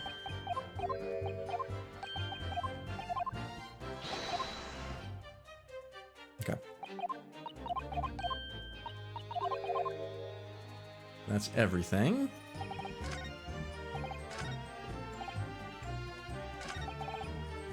No kinfolk. Okay, let's... Actually, you know, we got enough lives. I think we're fine. Present? Objection! Got it. Hell yeah. Oh! If you have no kinfolk, as you put it, then explain why it is that among the spare furnishings we found this photograph in the room. Ah! I presume, as you've been renting the room, that this photograph belongs to you, does it not? How can you tell you got it? If you present evidence and the music stops, that's your cue that you got it right. If it doesn't stop, that means you fucked up. That is 95% of the time the truth. It's only... Actually, I don't think it's ever not true that that's the case. Little Ace Attorney inside detail. Oh, well... Mr. Boone, drop the pretense and tell the court exactly who you really are. Why, I don't know What you mean? I'm a peddler. I keep telling you so. That was a difference in the way he said objection that I was missing. No. Yeah, you got to pay attention to the music. It's always the dead giveaway when it comes to figuring out if you did things right. Also, I love this new song that they added. This like low version of the Pursuit theme. Oh, it's so good. Really don't need to bother with me. Please, just leave it alone. As the man says, leave it alone. Whatever the truth is about this man's life, it has no bearing on this case. Because it's simply not possible that he impersonated Inspector Gregson. Objection. How can you be so sure? Just look at the man. No amount of disguise could ever hide those unmissable features. Objection. Oh, but what if you were to look at this the other way around? What do you mean? Yes, Counsel, what do you mean? Well, there's no denying that Mr. Boone's lip is very prominent indeed. But consider the possibility that his prominent lip is itself part of an elaborate disguise. Then hiding that prominent feature, in other words, revealing his true face, would make an utterly impenetrable disguise. Wouldn't you agree, Mr. Hugh Boone? Oh, and it picks up. Oh, it's so good. This game slaps. Arrgh! It's such a good detail. God, I hope they do that with the next Ace Attorney games. Having a lower version of the Pursuit theme that like kicks in at the last second. Ah, love it. Good witness, are you still hiding the truth from this court? If that's a disguise, then underneath it is true identity. Must be. I think it's Vigil. I think I was right. Yes, that's right. There's really only one person he could really be. Found your first toxic person? Ah, it had to happen eventually. My lord, the defense believes it can reveal Mr. Boone's true identity to the court. No, please, no. Very well then, Counsel. What is the true identity of this peddler who goes simply by the name of Gossip on the street? First off, he makes a few EU pronouns comments, and then he judges a dancer for just picking someone who looks cute to be their dance partner. Wow, fuck that guy. Who cares? Dude, you're playing FF14. Relax. Take that! Your real name is actually Mr. Vigil, isn't it? Mr. Daily Vigil. Oh, that's a new animation. I don't recall that name, Counsel. Who is this Mr. Vigil? It's a name I encountered yesterday, my lord. It has to do with a certain client of Mr. Herlock Sholmes. A young gentlewoman came to the detective, asking him to locate her missing husband. The woman in this photograph, in fact. This is Mrs. Vigil. What? From what I understand, you haven't returned home since the night before the inspector was found dead. But of course, on that night, you were being held captive by the two red-headed League men. And last night, you were put up by the prosecution service in preparation for testifying in this trial. Because we've been led to believe that you, Miss Venus, and Mr. Sandwich were all homeless. Being important witnesses in this case, we needed to know where we could find you, of course. And that explains why you've not only been unable to return home, but also unable to contact your wife, who's been beside herself with worry, waiting for you at the Vigil residence. No, you just hold on a minute. I don't have the first idea. What I'm talking about? Really? It's a simple enough matter to confirm my suspicions. All we have to do is pull off that disguise. No, please. Bailiff, bring soap or sponge and a wash bowl at once. We're gonna Mission Impossible 3 this motherfucker. Mr. DeRosso, Mr. DeRossi, you will restrain the witness. Oui, my lord. Si, my lord. Oh my god. No, stop. Get off, please. Don't.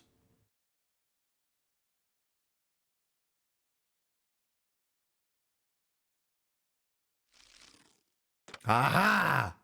I was right.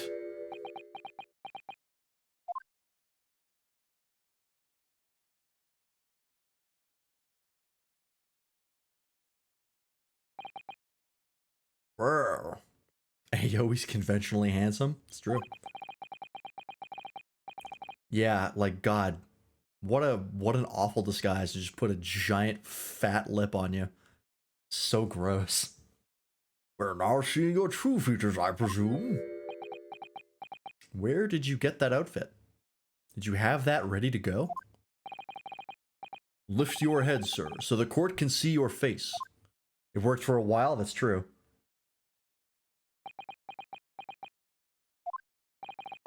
It would appear that the defense counsel's assertion was entirely correct.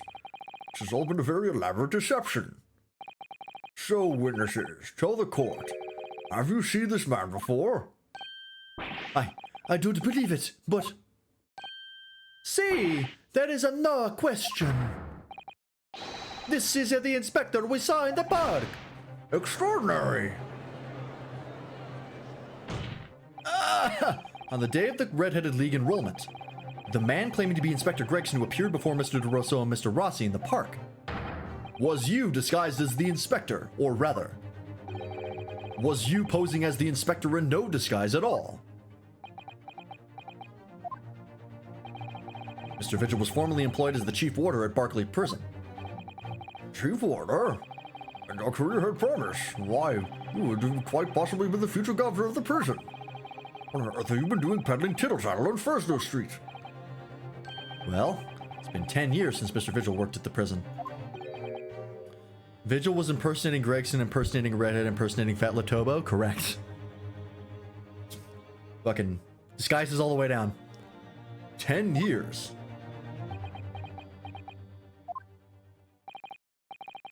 I'm really dreadfully sorry about all this. Yes, it's true. I am Daily Vigil. And you were the chief warder at Barclay Prison 10 years ago. So where did Mr. Hugh Boone come from? Boone is the other me. It's a name I invented. Well, evidently there's a great deal under the surface here. I'll explain everything. I'll tell you just how wretched my life has become. I don't need the fat lip voice anymore, it's true. My God. What is this music? This is new. Uh-oh. As you say, it was 10 years ago now that my employment at Barclay's chief warder, as Barclay's chief warder, came to an end. Fat lip is a fetish. Having left the prison service, I searched for some new occupation by which to earn a wage. But times were hard in London, and I found no suitable engagements at all. In desperation one day, I turned my hand at selling wares on Fresno Street. But your wife appears to know nothing of this. She still maintains that you were the chief warder at Barclay Prison. I was utterly determined that my wife should not know of my failings, which is why I've never told her. I opened an account at the bank under the name of Hugh Boone, and I rented the cheapest room I could find on Fresno Street. The scene of the very crime we're investigating. Yes, that's right.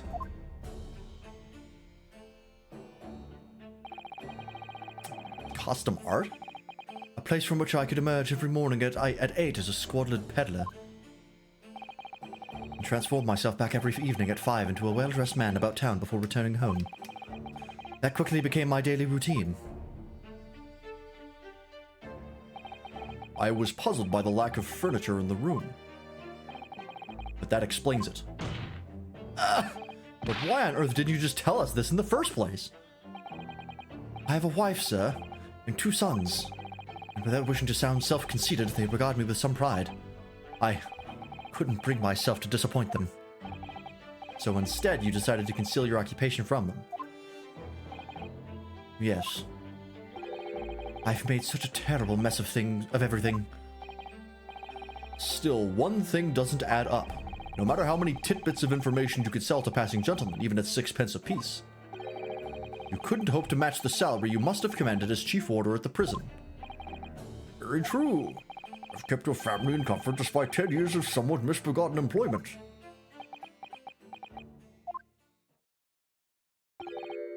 That was all thanks to Inspector Gregson.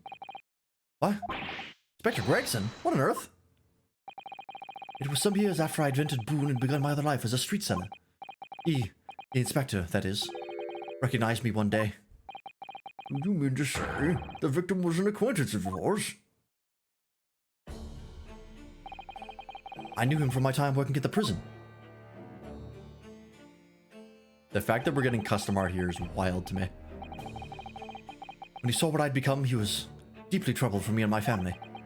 And from that day forward, he visited me on Fresno Street with an increasing regularity. Yeah, never looked for another job. Was just always, what was that movement? You just cast a spell on me? What the fuck? Was that a JoJo pose? Is this stand coming out? What's going on? Yeah, he never looked for another job apparently. He was just like, oh, well, I guess I'm a peddler forever now. Then one day, he asked me if I would carry out a secret assignment for him. A secret? What was it?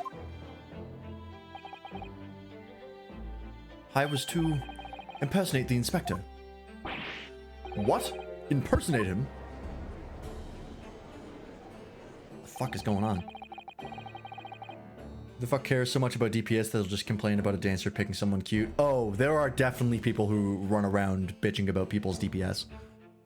Fun fact, the only way to know about that is if you are using ACT or Action Something Tracker, which is an illegal add-on that you're not allowed to use. So if he says anything about people's DPS being low, you can report him. Because the only way you should be able to know about that is you're using an add-on. Yeah, Gregson asked him to impersonate him. We always met in that little room so the inspector could brief me. Visit Orxys tomorrow and take a statement from the proprietors. It was always something along those lines. Surveillance work, interviewing people. On those occasions, he would lend me his identification so people would believe who I was.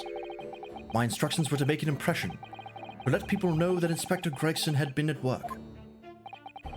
And for those services, he compensated me financially. A Scotland Yard inspector willingly relinquished his identification to your care with intent to deceive? That, as I'm sure as I need not point out, is a very serious criminal offense. But why? What was the point of you impersonating him? I truthfully do not know. All I can say is that the inspector warned me on numerous occasions. Now remember, Vigil, I need your solemn word. You don't blab about this to anyone, alright? Ever. Even if, well, if I end up a croaker. Was Gregson recruiting Vigil for the yard? I don't know. In time, he started to bring papers with him to the room as well. Became something of a second office for him. So, in fact, the person who declared himself to be Inspector Gregson at the park on Lime Street was really... Yes, it was me, acting on the inspector's orders. As usual, I removed my boon disguise, and then went as instructed to the park, armed with the inspector's identification book. It never occurred to me that the bruise on my neck might give me away.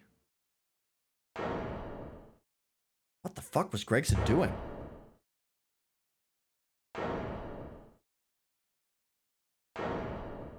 That's the slowest reaction cut in any of these games.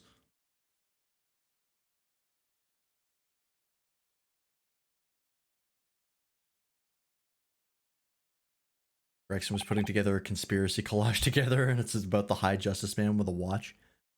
Maybe. I've said before, I still don't trust Strongheart.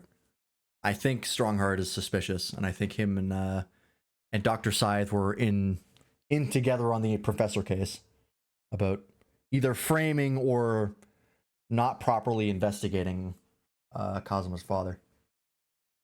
But we'll find out. Well, it would seem this confession completely destroys the defense's case. You're trying to prove the Earth is flat. Explain yourself, Prosecutor Shogi. My learned friend's assertion was as follows. The victim was killed at another location on the day before his corpse was discovered, at the hands of these two red-headed league men when they imprisoned the inspector. Oh wow, I love that he slapped and fucking hurt his hands. That's great. This point in time, was the Earth considered round? I believe so, because the Earth rotating around the sun, and I think America has been discovered at this point, I'm pretty sure. So, yeah, like for sure. So, I'm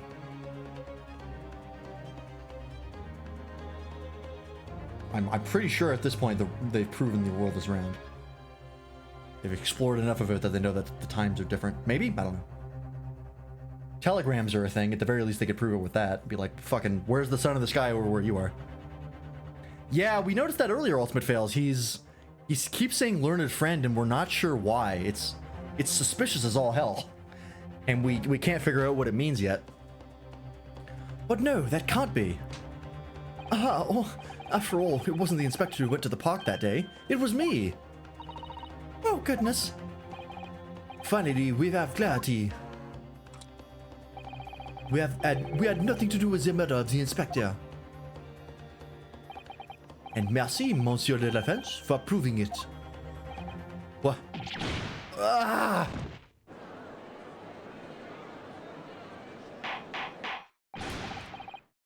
Is it the amnesia talking from his time with him? Maybe. Not sure. Earth was actually known to be around since the Middle Ages in Europe, just a misconception that they didn't think it was around. Yeah, well, I remember, like, there was a Greek philosopher who, like, proved that, I think it was Galileo, actually, who proved that the Earth rotated around the sun, and the church fucking killed him. Because it's the church. Of course they did. Order, order, order! Indeed, it would appear that we have reached a de facto conclusion of sorts. These witnesses had no involvement in the murder of the victim, as proven, somewhat ironically, by the defense. I hereby call an end to the cross-examination. Hold it! Oh? Cosma?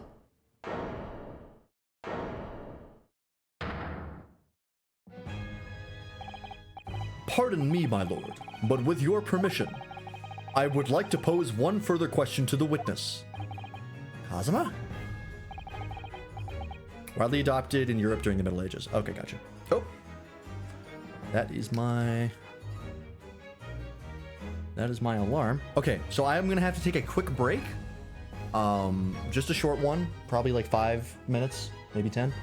I gotta go feed the cat, and I gotta go clean the litter box. So I'll be right back. I'm actually gonna pause the recording, and hopefully I'll remember to turn it back on. So, 1 second, chat.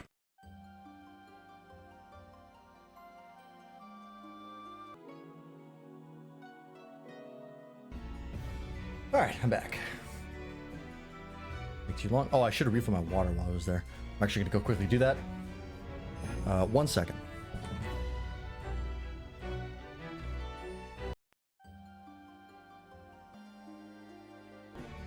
All right, now I'm back. Are you talking about illegal things while I'm gone? Damn it, gonna have to ban you. Soup sucking off the underprivileged? What? Favorite soup is water soup, water broth with ice. That's a drink, motherfucker. It concerns the events of 10 years ago. I believe you would have been present at a very significant execution that was carried out at the time. 10 years ago. Playing Mahjong Souls right now, and me and this other guy are just angry and moaning at each other for no reason. The execution of the professor, Genshin Asogi. Oh! I want to know exactly what your involvement was. Oh.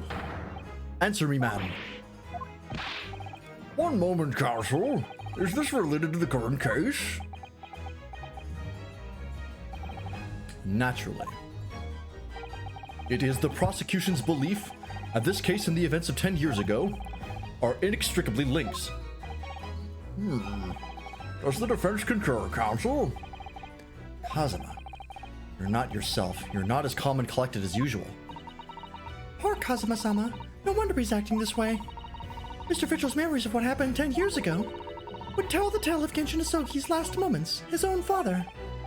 I know, I do understand that. But even so... Prosecutor Asogi. Do you genuinely believe that this question requires an answer in order to learn the truth behind Inspector Gregson's death. I need you to trust me. Please. Very well. Then the defense has no objection. I see. In that case, you will answer the question, witness. The truth is, I remember very little of that time. You've forgotten? I'm sorry to say, yes. As I said, I resigned from my role at the prison 10 years ago. But for some peculiar reason, my memory of the events leading up to that moment is extremely hazy. Does that not strike you as strange, Mr. Naruhodo?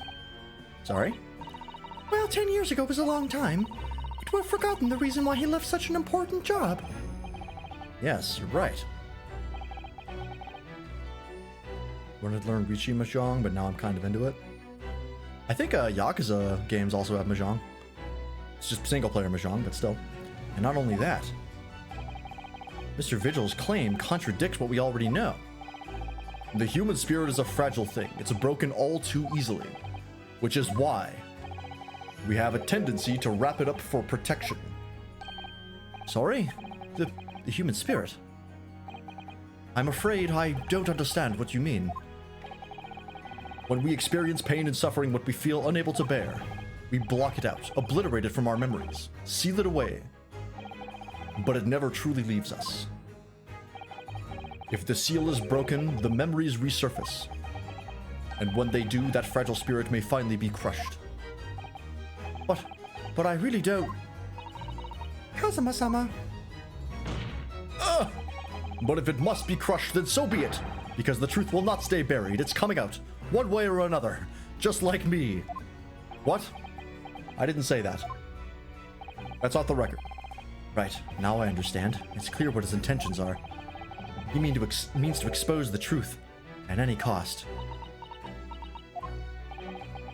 Perhaps if I pointed out the contradiction in what Mr. Vigil claimed earlier, it might cause some crucial memories to return to him. But should I? Should I present the evidence or not? Of course I did it. It's coming out like I'm coming in sorry. I have no idea how this is going to go. But this is a court of law, and I have a duty to pursue the truth. Ow! Mr. Vigil, I'd like you to look at this evidence that clearly contradicts your version of events. Him not remembering, huh?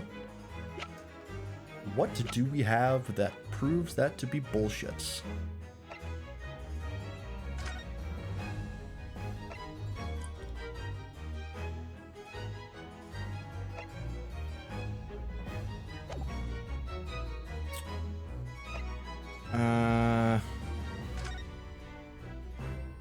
No.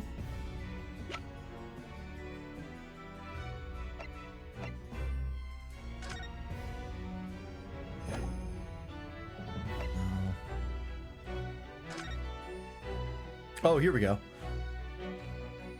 Chief Warder Daily Vigil is relieved of his post. Did I ever read this? I think I'd never read this. Relieved of his post with immediate effect of having violated Clause 132 of Her Majesty's Code of Conduct for Prisons. All rights to redundancy pay and other financial benefits are fully revoked. Reason for dismissal: aiding and abetting the escape from the prison of convicts, blank just prior to his execution. Uses of this escape are still being investigated. Full cooperation with inquiries will be expected. Prison Governor Barry Caden. Additional notes indications are that the jailbreak plot was conceived prior to the convict's incarceration. I believe the convict engaged in some form of negotiation with prison staff in order to secure assistance. Full disclosure of information regarding these negotiations will be demanded. I think it's probably this, right? I don't know for sure, but that seems like the most relevant piece of information we have. Take that! Just a few moments ago, you made the following statement. I resigned from my role at the prison. Oh, he didn't resign, he got fucking fired, that's right. Ah, well, yes. In other words, you claim to have left the post of Chief Warder of your own volition. Well, yes, of course. Why? Tell me. Do you remember seeing this document before? No, I don't.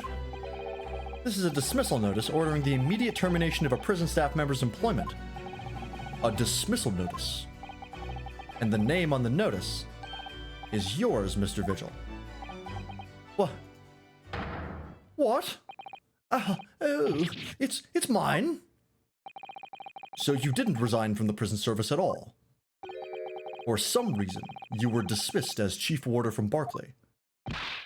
No, there's been some mistake. I'm sure.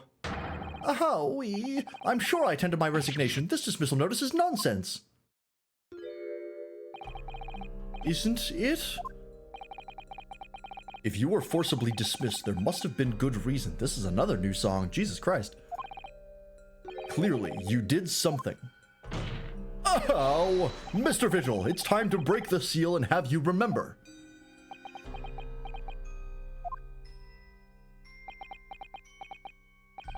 Maybe some fan art will jog your memory. According to the few remaining records, the final execution that you supervised was on 17th June 10 years ago. You sucked my father's dick, and on that day, something very serious took place at Barclay Prison. The 17th of June. Was that the professor's execution? Professor. As you were the chief warder at the time, it stands to reason that you would have been present throughout the proceedings. It does sound familiar. Oh, and yet that execution never took place. The convict ostensibly executed earlier that day later re-emerged from his grave. The convict came back to life. I've used like 5 different English accents for this guy. In the cemetery in the middle of the night, there was a witness. However, the witness claims that a moment after he saw the convict clambering out of his grave, a gunshot rang out from over his shoulder, and the bullet pierced the professor's chest, killing him instantly.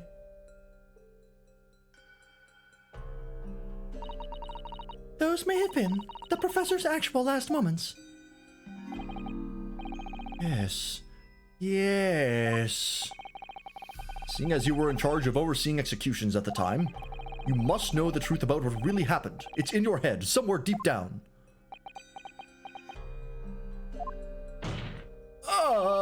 Well, Chief Warder Daily Vigil, I know there are memories in your head that can explain what happened on 17th June 10 years ago. And now it's time for you to drag them up.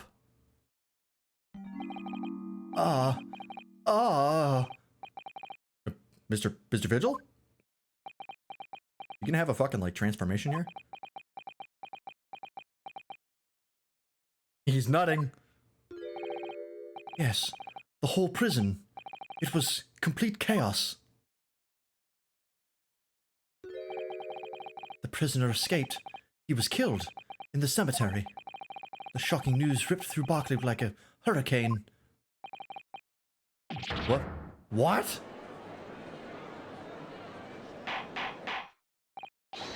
Order! Order! Do you mean to say, Mr. Vigil, that your memories of the time have returned?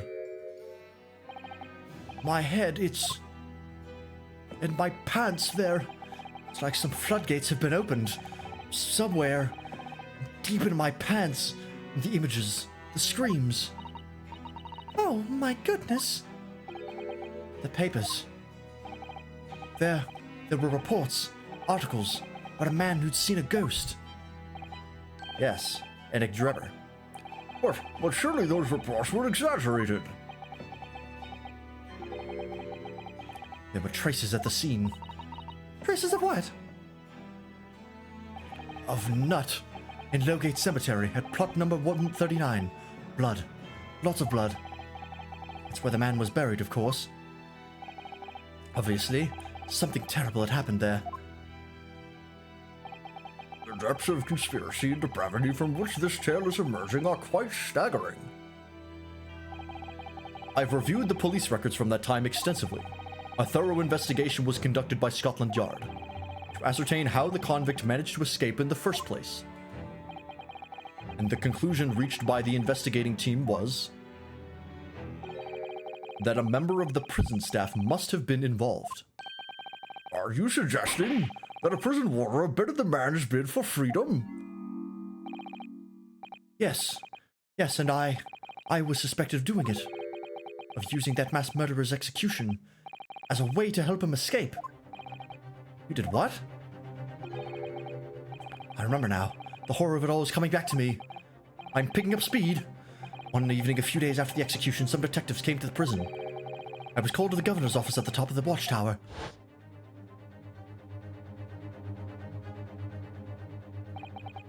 I'm sorry, Daly. This is a serious business, but I cannot help you no. As chief warder, you were responsible for overseeing the execution of her, eh? Well, it seems the fellow at Scotland Yard won't have a few wee words with you about it. You'd better pack your things, laddie. You're to attend in person.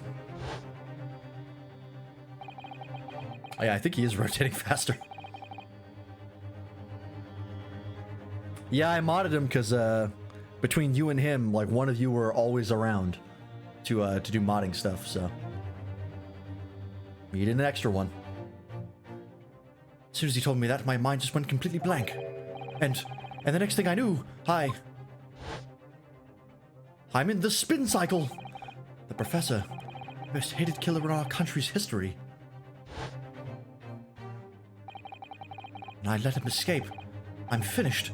My life is over. Oh my god, he tried to kill himself. Holy shit. Ah!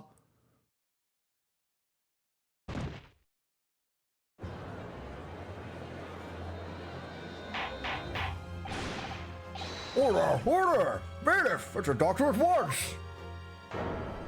A breakdown and it's a weak one? It's not even the end of the case. We just got here.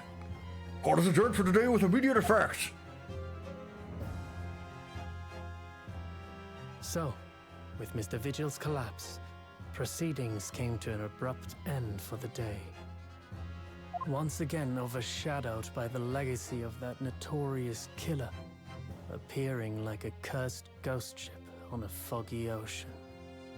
Lord Van Zeeks. It was an alright breakdown, but I also don't think it's the breakdown because no way the chapters ended. And Gregson. All of them we're like not even halfway through. Chains anchored to the same wreckage in the murky depths of the past. But the miraculous light that had been trying to cut through the gloom and shine on those tragic events was playing on the edges of the truth at last.